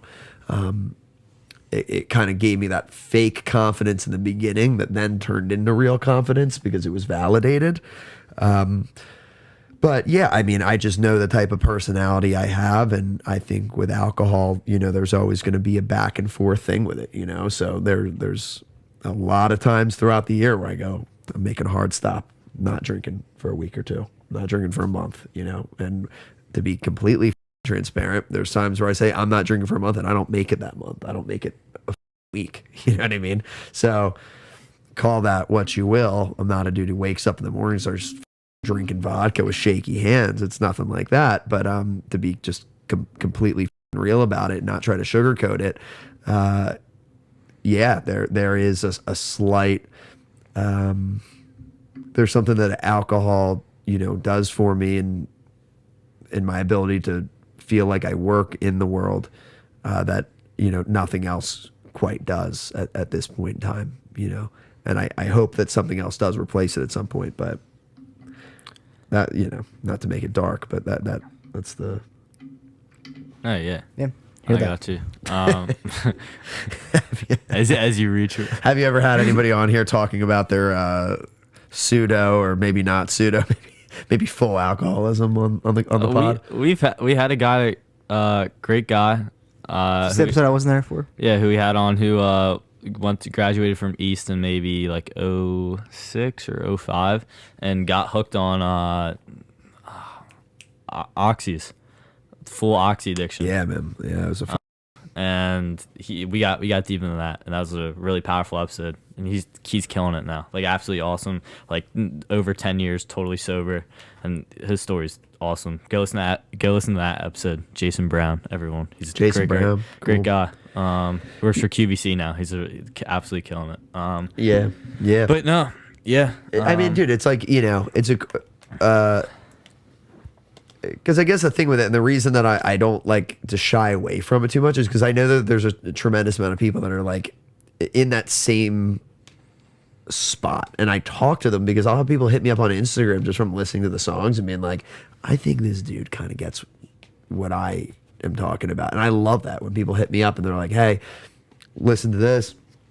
I feel like you kind of have a similar thing that I do, or maybe you can at least relate to it, or that they relate heavily to my and that makes it feel something. It's like, look, man, I'm not on the completely bright side of it. I'm not on the side where I can sit there, like the dude you're talking about, being like, I'm 10 years sober. I just go to church every Sunday now. I don't even look at alcohol. I don't look at any of that stuff. I just I party, dude. I do. And it's hard in the entertainment industry too, especially like it's harder than any other industry if you're trying to shy away from that and to also be transparent. You know what I mean? Yeah, and that's where my whole thing is just like not being a weirdo about it, not trying to like lie about it, because there's dudes again actively going through it where I'm not drinking to get up in the morning. I'm not drinking even every day, but there's a little piece of me that when you have those drinks, man, it does make life seem, you feel like you're locking in the world a little bit better. If that's kind of the best way I can put it, is it feels like the world doesn't, like you're not really fully a part of it, and then you have like a few drinks and you feel like you kind of are like you're in the world now. It's like the puzzle piece kind of clicks in and you're like, oh, okay, cool. Yeah, now I can kind of operate in this. We were talking off camera, like you said, if you can drink once a week, like for 2025, like that'd be a good goal. That would be a great goal. That's because again, it's never like I never stop working it. You know what I mean? So even with like exercising, right? I'll go through periods where I get obsessive, and I'll have one this year. Wait, there's going to be some random point this year where you're going to see a picture of me with a shirt off or a tank top on. I'm going to be jacked because this is what I do. I'll get obsessive for a couple months, get on the creatine and the mass gainer, put on 30 pounds, hit the gym in 5-6 days a week, heavy lifting, get after it. I'll be so locked in that it's like addictive, like it's priority. You know what I mean? And then something happens, I kind of fall off, I miss a few days, and then that few days turns into a few more days, which like right now I'm skinnier than I'd like to be, because I haven't been on one of those modes. I'm probably once a week right now, just keeping stuff. I don't ever want to look out of shape. I do have a big thing with that. I never want to look out of shape. I like, You don't like the dad bod. I personally, I don't for myself. No. So I do make sure I'm keeping myself at a level, but man, things come and go in waves. And I think it's kind of the personality of a lot of entertainers I know, and even ones I hear about just in interviews and like that, it's like, there's this like, I hate calling it an addictive personality, but that kind of is it's like when you get into something, you get into it hard, and I mean, and you fall off hard, Yeah. Yeah, I know what you mean. It's like I relate to that. Addictive yeah. personality. Yeah, like I mean, it's kind of like a cliche term, but I feel like there's things I can easily get into and easily like when I set habits. It's like what you were saying before. When I'm set a habit, like a good habit, whether it's good or bad, I kind of stick to that, and it's hard for me to break it. Right. So that's why it's like it's kind of the same thing with like when I like something, I want to keep doing it, whether it's good or bad. Yeah, so, totally. Yeah, that's what this pod is built on. At the end of the day, for me, the pod, and like I talk about a lot, like running. Like the last last May I was reading the Goggins book, and I was like, I'm gonna run a half marathon this November. Right. Guess what? I did. I ran a half marathon, and guess what? I placed like first half marathon ever. I was like, I don't know, like what am I gonna do? I placed like 18th out of like 300 plus kids for my age. I was like, and I don't even run track. I don't do anything. And guess what? I'm gonna do a full marathon, 26 miles. It's happening. All right. By this time next year, I'll do a full marathon. So that's by 2026. Yeah, I think I did the Philly half marathon. Yeah. In November, and that's also the same. It's like marathon weekend in Philly. They do the half on Saturday and then the full on Sunday. So maybe next November, one year, Doing the full? do the full. Hey, dude. I got to do it. We'll be there at the end of we'll be there at the finish line with the signs. The about the Jokers. We'll be there. Yeah. Well, Sal, Joe, Chris, Kyle, Mark. Mark. Dude, every time I hear Sal and Joe, I just like, I don't know. No, I don't know what they look like, so that's what pops in my head. Yeah, I mean, they Jokers. are. You know, we're all Italian. So like me, not Mark, but me, Sal and Joe are all Italian. So it is. It is funny. it is like just the classic, like great, just some white Italian East Coast names, just like Chris, Sal, Yeah. and Joe, banging it out, and Mark. Well, that's what I love about like Philly so much, dude. Which is another reason for like Delaware Valley Music Company is like we have such a culture around here between like the Delaware Valley being, you know, Jersey, Philly, Delaware, and there really hasn't been a hero out of here in a long time. Like our hero is still like Bruce Springsteen, who's from like North Jersey, who I love. I mean, Did you see they're making a biopic on him? They're, like, filming it? Yeah. I saw that this Jeremy weekend. Allen White or whatever. I don't know. Yeah, it's Yeah. So I was just in Asbury Park last week. Bro, you gotta play Asbury Lanes. You know that little venue down there in Asbury Park? Were you by it by chance? No, Bro. maybe I was. I mean, I saw like the Stone Pony. That's like the big one. This would be a perfect venue. So I know this girl who, I don't know, she's got like 6K or 4K on Insta. She does music. And remember, I was telling you about that guy, the Kevian dude who like does covers on Instagram. Like he was like has like almost 200K, like his stuff. Okay. They're in New Jersey, and there's this spot called Asbury Lanes, which is like right there. It's like a little it's like a really cool. I don't know how much it holds. It's definitely like bigger than Milk Boy, but like same type of vibe. Like it might hold like 500 people. Right. You could definitely play there. It'd be really cool, Dude. Yeah. But she goes to Berkeley now, so like she's like music, like all the theory and everything. But she's a beast. But she goes to Berkeley right now. Got to get her on the pod. Oh yeah. As you were saying, sorry, Springsteen influences conquering Philly.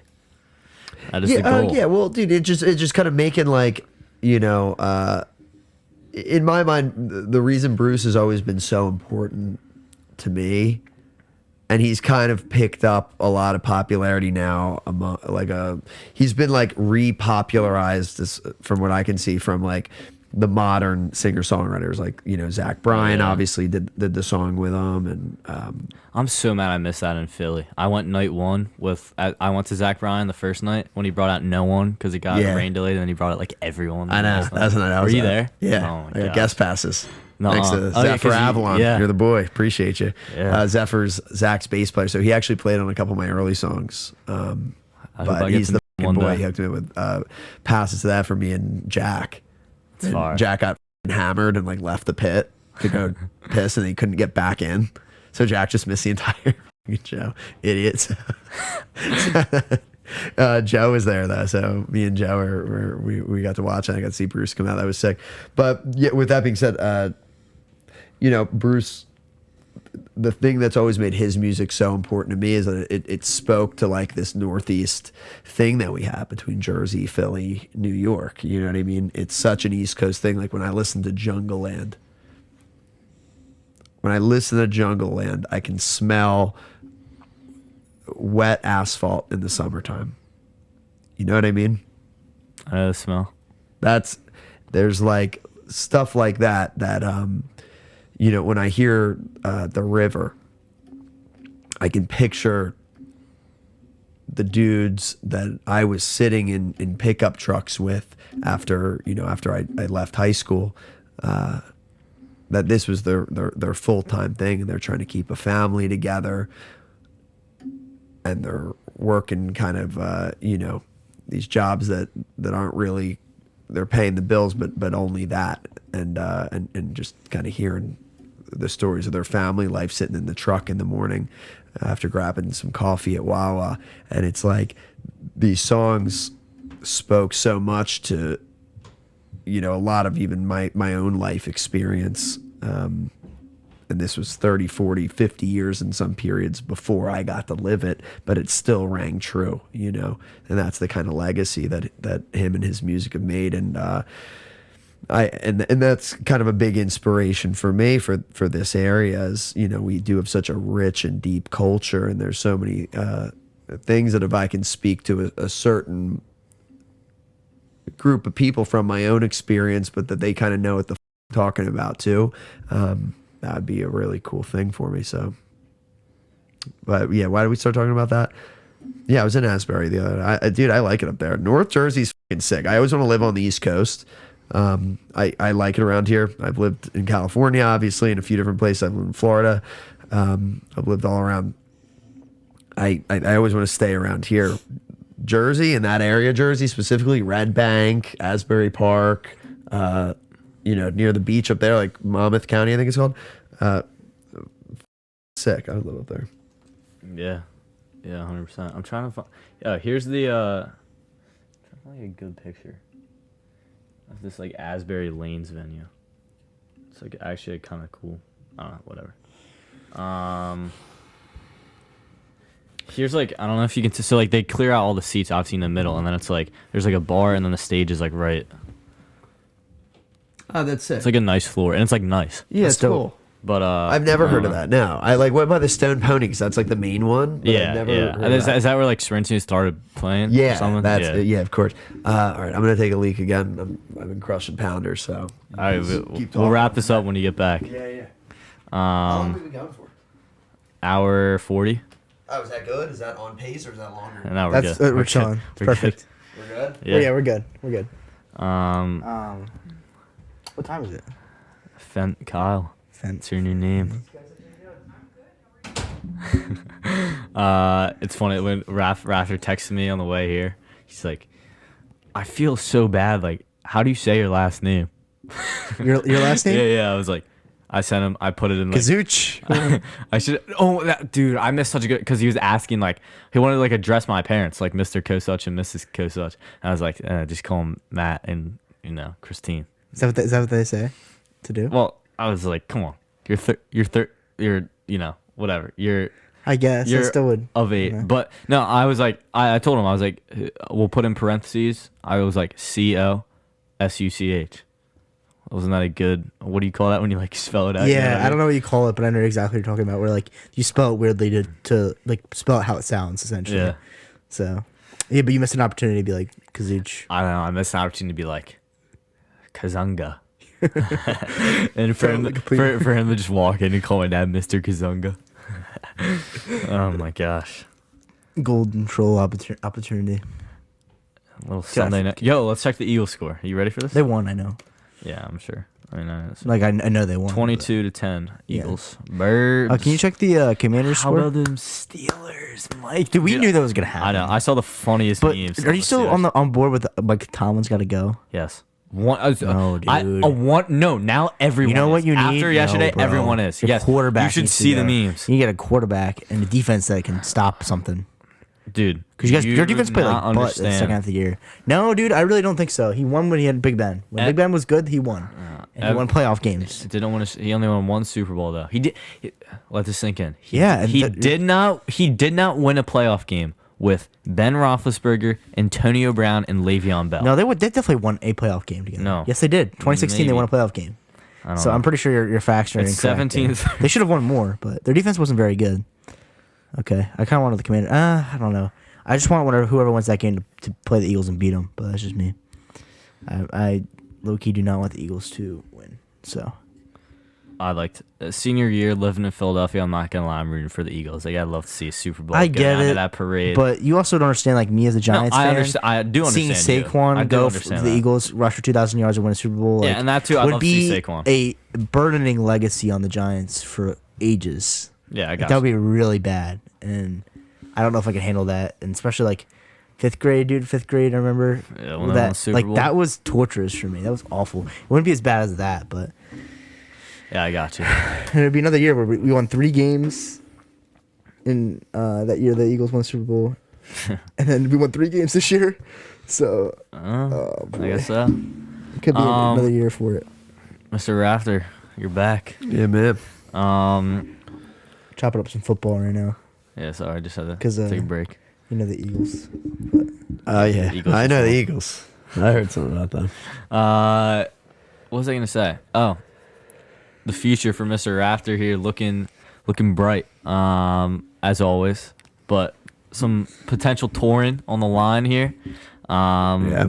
Walk us through it. Yeah. So no, we had a 6 start to the new year. What's the date today? It is 13th, 12th? January 12th? 12th.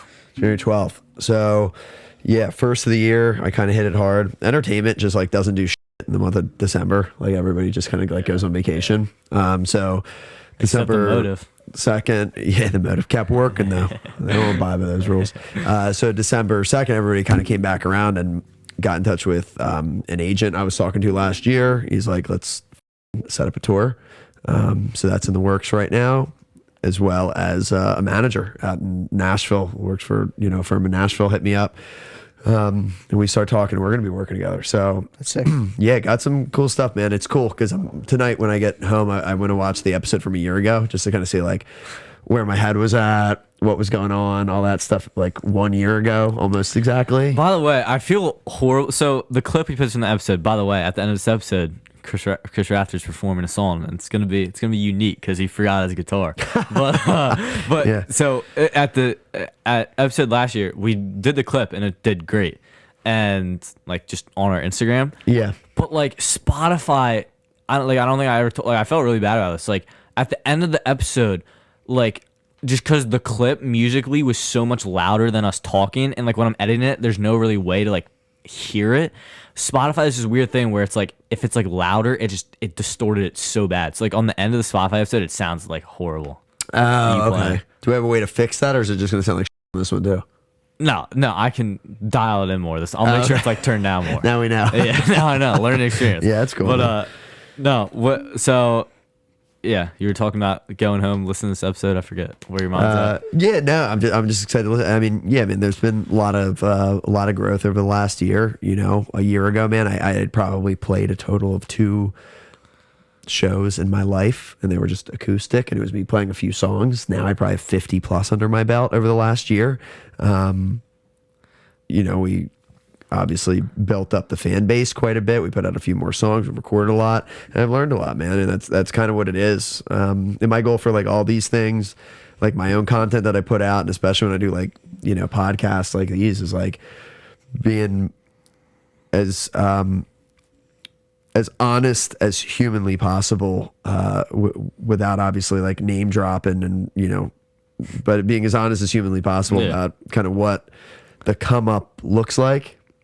Because it's like not, I don't know. I think that like I'll watch like an artist on like Jimmy Fallon or some shit, and it always like pisses me off because it's like the most fake little like bullshit representation, a couple of little cute stories, and it's like, no, motherfucker, let me hear about that little perk addiction you had from June through August. Well, and that's Let me hear about those fucking weird allegations that you beat last fall. well, that's where you need the podcast. Like you need that's where Joe Rogan gets all the praise. He sits anyone down for a 3-hour conversation where he can just pick them apart. And that's more my thing, man, because again, I wear it all on my sleeve just because I live for communicating the human experience. And I think that that's what I do better than anything else, right? I'm a songwriter and I like making music that makes people feel, but at the core of that and at the core of everything else I do and plan to do in entertainment, it's being an honest voice of the human experience that's relatable all the way. Whether I sit here now with no money or in 5 years with, God willing, $100 million, the human experience is the same across the board. Right. With or without that money. Yeah. With or without that money, there's relatable things all the way across the board. And there's things that you can make relatable just to appear on Jimmy Fallon and, you know, make middle America laugh. Or there's stuff on the other side of it that it's like, oh, nobody's really touched on that because it's not necessarily the most comfortable topic to, you know, dig into. And not that I only want to dig into the topics, but I don't mind digging into those topics. I love this kind of long form communication. And, you know, I'm a yapper, if you haven't been able to tell. So all this is fun to me, man. I appreciate you guys having me back. 100th episode. This is an honor. It's an honor having you. It's an honor to obviously grow close with a former guest. You know, we're doing big things now. Absolutely, absolutely. So what would you say like your current influences are at? Like who are some artists that really speak to you right now? By the way, off camera, Kyle, this is before you were an hour late here. You know what I mean? You guys are like acting like I had no reason why I was late. I already meant he had to get fat. It's fine. You know, I just talking about my alcohol thing. Yeah, it's fine. I'm not gonna judge. Before you got your rap, we turned up the music, and you bumped like an absolutely like chill like. I almost imagine like what's the name of the song? It was by how do you pronounce it? It was a Sade song. After this episode, we're bumping Life. it. Kiss of Life, Yeah. Sade. Kyle, you've definitely heard it. We're gonna bump it after this episode. Please. Yeah. Yeah, I mean, it's just I don't even know what I was gonna. Yeah, where are you going with I that? don't even know why I brought that up, but it was like it was just such a vibe. The question you were asking was what is his current music influences? You know what's funny? Bro, sorry, I'm so on a tangent because we're just like chopping it up. I know you. We're just boys. yapping. We're saying we do. Yeah. So I had one more thing I want to. Do you remember the last episode you brought up Father John Misty for whatever reason? I do. I got him into a little bit. Okay. So, yeah, which is cool. I don't know why I just remember because I was like, That's cool. Because it was probably after the fact though. I probably listened to him like over the summer. I feel Yeah. like some of his music is like summer vibes for me. Yeah. And I was like, wait, I remember that was like probably the first time I ever heard of his name in my entire life. Was that thing? It was on the podcast. Yeah, like, It's there you funny. go. It's I just was thinking funny. about that in the garage like last. So I like my garage. I'll try to like make videos and some good like echo in there. So my Talked voice is about kind this. of upside and get a good video. But I was just sometimes I'll end up sitting in there, ripping some Zins, vibing out. And I was thinking about last time I was on here. The question was like top 5 favorite songwriters, and I forget which ones I said, but it's funny because like top 20 would probably be a better way for me to do it because the top 5 is a revolving door, but then there's like this top 20 that's pretty stable. But it's fun. I'm glad you kind of got into Father John Misty. The thing I like about writers like that, dude, is I'm a big fan of literal, like writing about like literal things that are happening. Like I like explaining. I like storytelling. I like writing coming off like how I read a novel. That's the kind of writing I personally really like. That's and Father John Misty does as good of a job of that as in my mind. The Billy Joels and Bruce Springsteens that kind of paint this scene as opposed to like the super like there's some like groups I really love like Kings of Leon, right? Like love Kings of Leon, great group. yeah. I don't know what the he's talking about ever. I don't know what he's talking about. Yeah. He could be talking about anything. Yeah. It was so funny. I was watching back the Sex on Fire because like, you always talk about like forgetting the lyrics, but like I like haven't noticed you forget the lyrics because you play it off very well. Yeah. But like I'm good at forgetting them. But then when I really listened through it, it was so funny. Like on the video from the nail, it's just funny. Yeah. And then butchering them. Dude, I was like trying to figure out what that song is about. It's very interesting. Yeah, I think it's just about like he's getting his dick while he's driving. No, it's not even. It's like about like sexual diseases. It's like that's the on is it? fire. Well, because the one part is like the only reason I know is from reading the lyrics to learn them, and he's like, "Soft lips are open, then knuckles are pale, head while I'm driving." Yeah, I mean that one gets the crowd going. Obviously. Yeah, it's a fun one to play. I was like, I looked it up, like, what's it about? But anyway, That's a funny throwback to the Current top 5 because I remember like not wanting to do that at all because obviously like Leo's a big music guy. Oh yeah, I don't think we talked about like before the episode. Kyle was sweating. He was like sweating because I don't really like. I didn't know like what are we talking about personal favorites? What are we talking about? Like what like the best are? like- And I'm like I don't know what the best are. I know what I like, but Yeah, and that's I all didn't you wanna, can like, do. Pull anything out that was just like I don't know. I feel like I was trying to like fit. Like I was just trying to pick the best, even though I should have just picked what I like the most. You didn't want to like embarrass yourself. Yeah, which was stupid. Like, It take is it back stupid, now, yeah. but I get why you would think that. That's funny. But then it also says about his wife. So did his wife give him did she burn him? So it's like, It's not for us to dive into. yeah, with that stuff, dude, again, it's the same thing as like fashion. Like I have really heavy opinions about music and fashion and shit like that. And because they're my opinions. So I say them with conviction because I'm convicted of my opinion. Doesn't mean that it's the right opinion.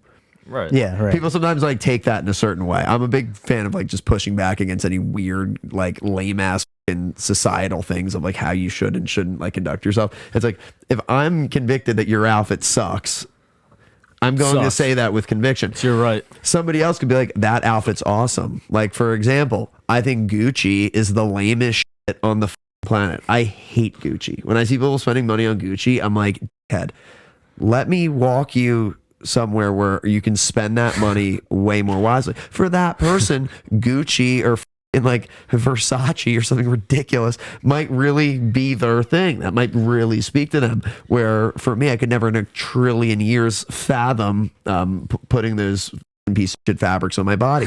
So with music, it's kind of the same thing. It's like, I don't know better. I like music. It's kind of like my main thing, but like, I don't, We should do it's like all a. subjective. We'll take the good old camera and you'll go into Gucci. We'll do like a Chris Rafter live video, like a 5-minute video of you just like in Gucci, just like living it. Oh, I would never do that. Yeah, you never catch him wearing that. Yeah, exactly. You couldn't. I would not even for a bit because I couldn't have somebody Google Chris Rafter Gucci and have me Gucci'd up. No, I'm saying like there'll just be a video of you like out. We'll just sit you outside the door and we'll mic you up. You'll just be like chirping people as they walk out of Gucci. Like, Have you seen that line, The King of Prussia Mall? I don't know if that'll go too well. I think I might get hit after the first one or two. You're right.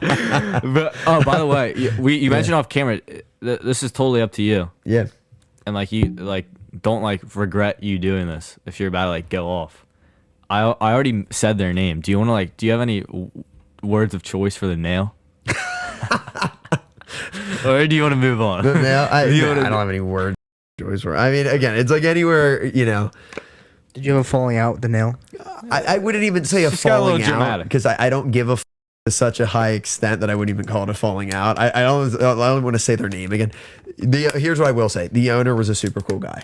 The owner there was, and the only reason it's even relevant is I just played there last week and I did crash out a little bit at the end. The owner, super sweet dude, was I think fair, but he was cool. Some of the staff was a little bit ridiculous and they need to be put in their place a little bit. You know what I mean? And Hey man, sometimes I make myself the person to do that. And I'm not saying that's right. I think a couple of drinks might influence that, but yeah, I popped off a little bit on him. And most packed the place has ever been. yeah, I just felt like maybe I was not I just didn't really understand what I was being disrespected for. That was all. But that being said, people get busy and sometimes aren't working with a high level of emotional intelligence, which is just a reality of life. And they get busy and they take that out on the person that brings that busyness in, which I just found to be a little bit odd because it wasn't like they were doing slave labor.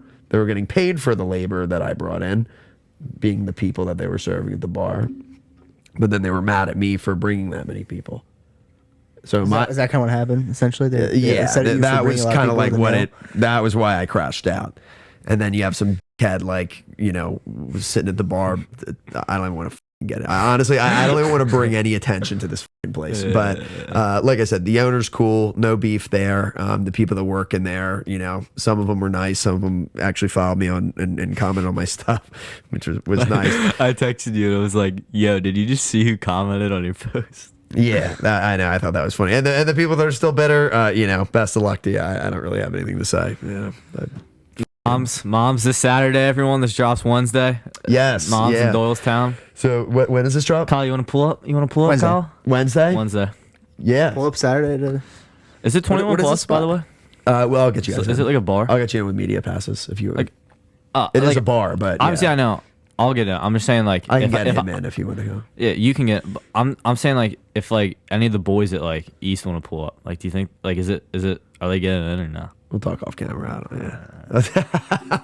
But yeah, Mom's, Maxwell's on Main, Mom's Doylestown this Saturday. Me and the boys will be there. So this is actually going to be our last show in Philly for a little while, because after that I'm going to be doing a little bit of touring, acoustic, jumping around the country a little bit, and then bringing the full band in. Then we have some festivals this summer already booked, so that stuff will all be coming out with a touring poster and everything. But yeah, the boys got motion. But Mom's this Saturday. That'll be a fun one, man. That'll be a fun one to go out on. Where is that?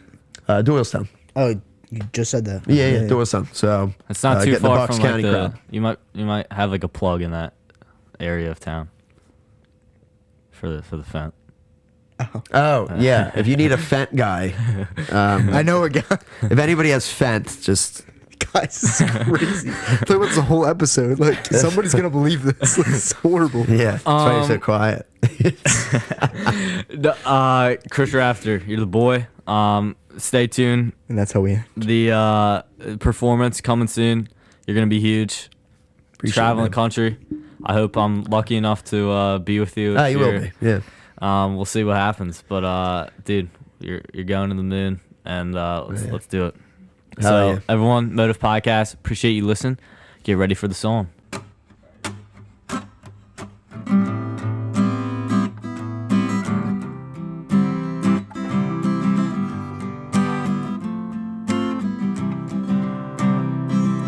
Saturday night and the bar's all filled while the hometown boys breaking light blue pills. Lend me two and I'll get you back by Friday. Working hard trying to pay for tomorrow while the hometown boys souping up old cars, shredding tires down the boulevard. Those cops know who they are. Pack a cooler, head down to the shore, trying to meet up with the girls from the year before. The hometown boys rip cigs and quarters, they pack just for tonight.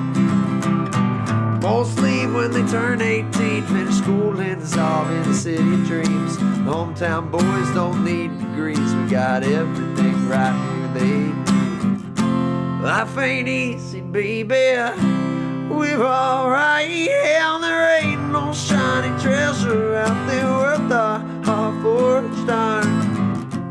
Life ain't easy, baby, we'll be fine. Gotta stop that wishful thinking, it ain't no good for our minds.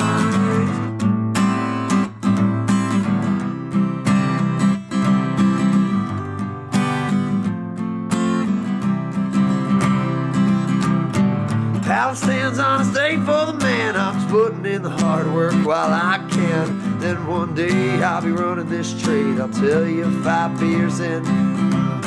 Some of us are having children now. Food on the plate, it don't matter how. Sell a couple of pills just to cover the bills. Gotta do just what it takes. Life ain't easy, baby, we're alright, yeah. There ain't no shiny treasure out there worth a half-forged iron. Life ain't easy, baby, we'll be fine. Gotta stop that wishful thinking, it ain't no good for our mind. Oh, oh, oh, oh. Life ain't easy, baby, we're alright, yeah. There ain't no shiny treasure out there worth a half-forged iron. Life ain't easy, baby, we'll be fine. Gotta stop that wishful thinking, it ain't no good for our minds.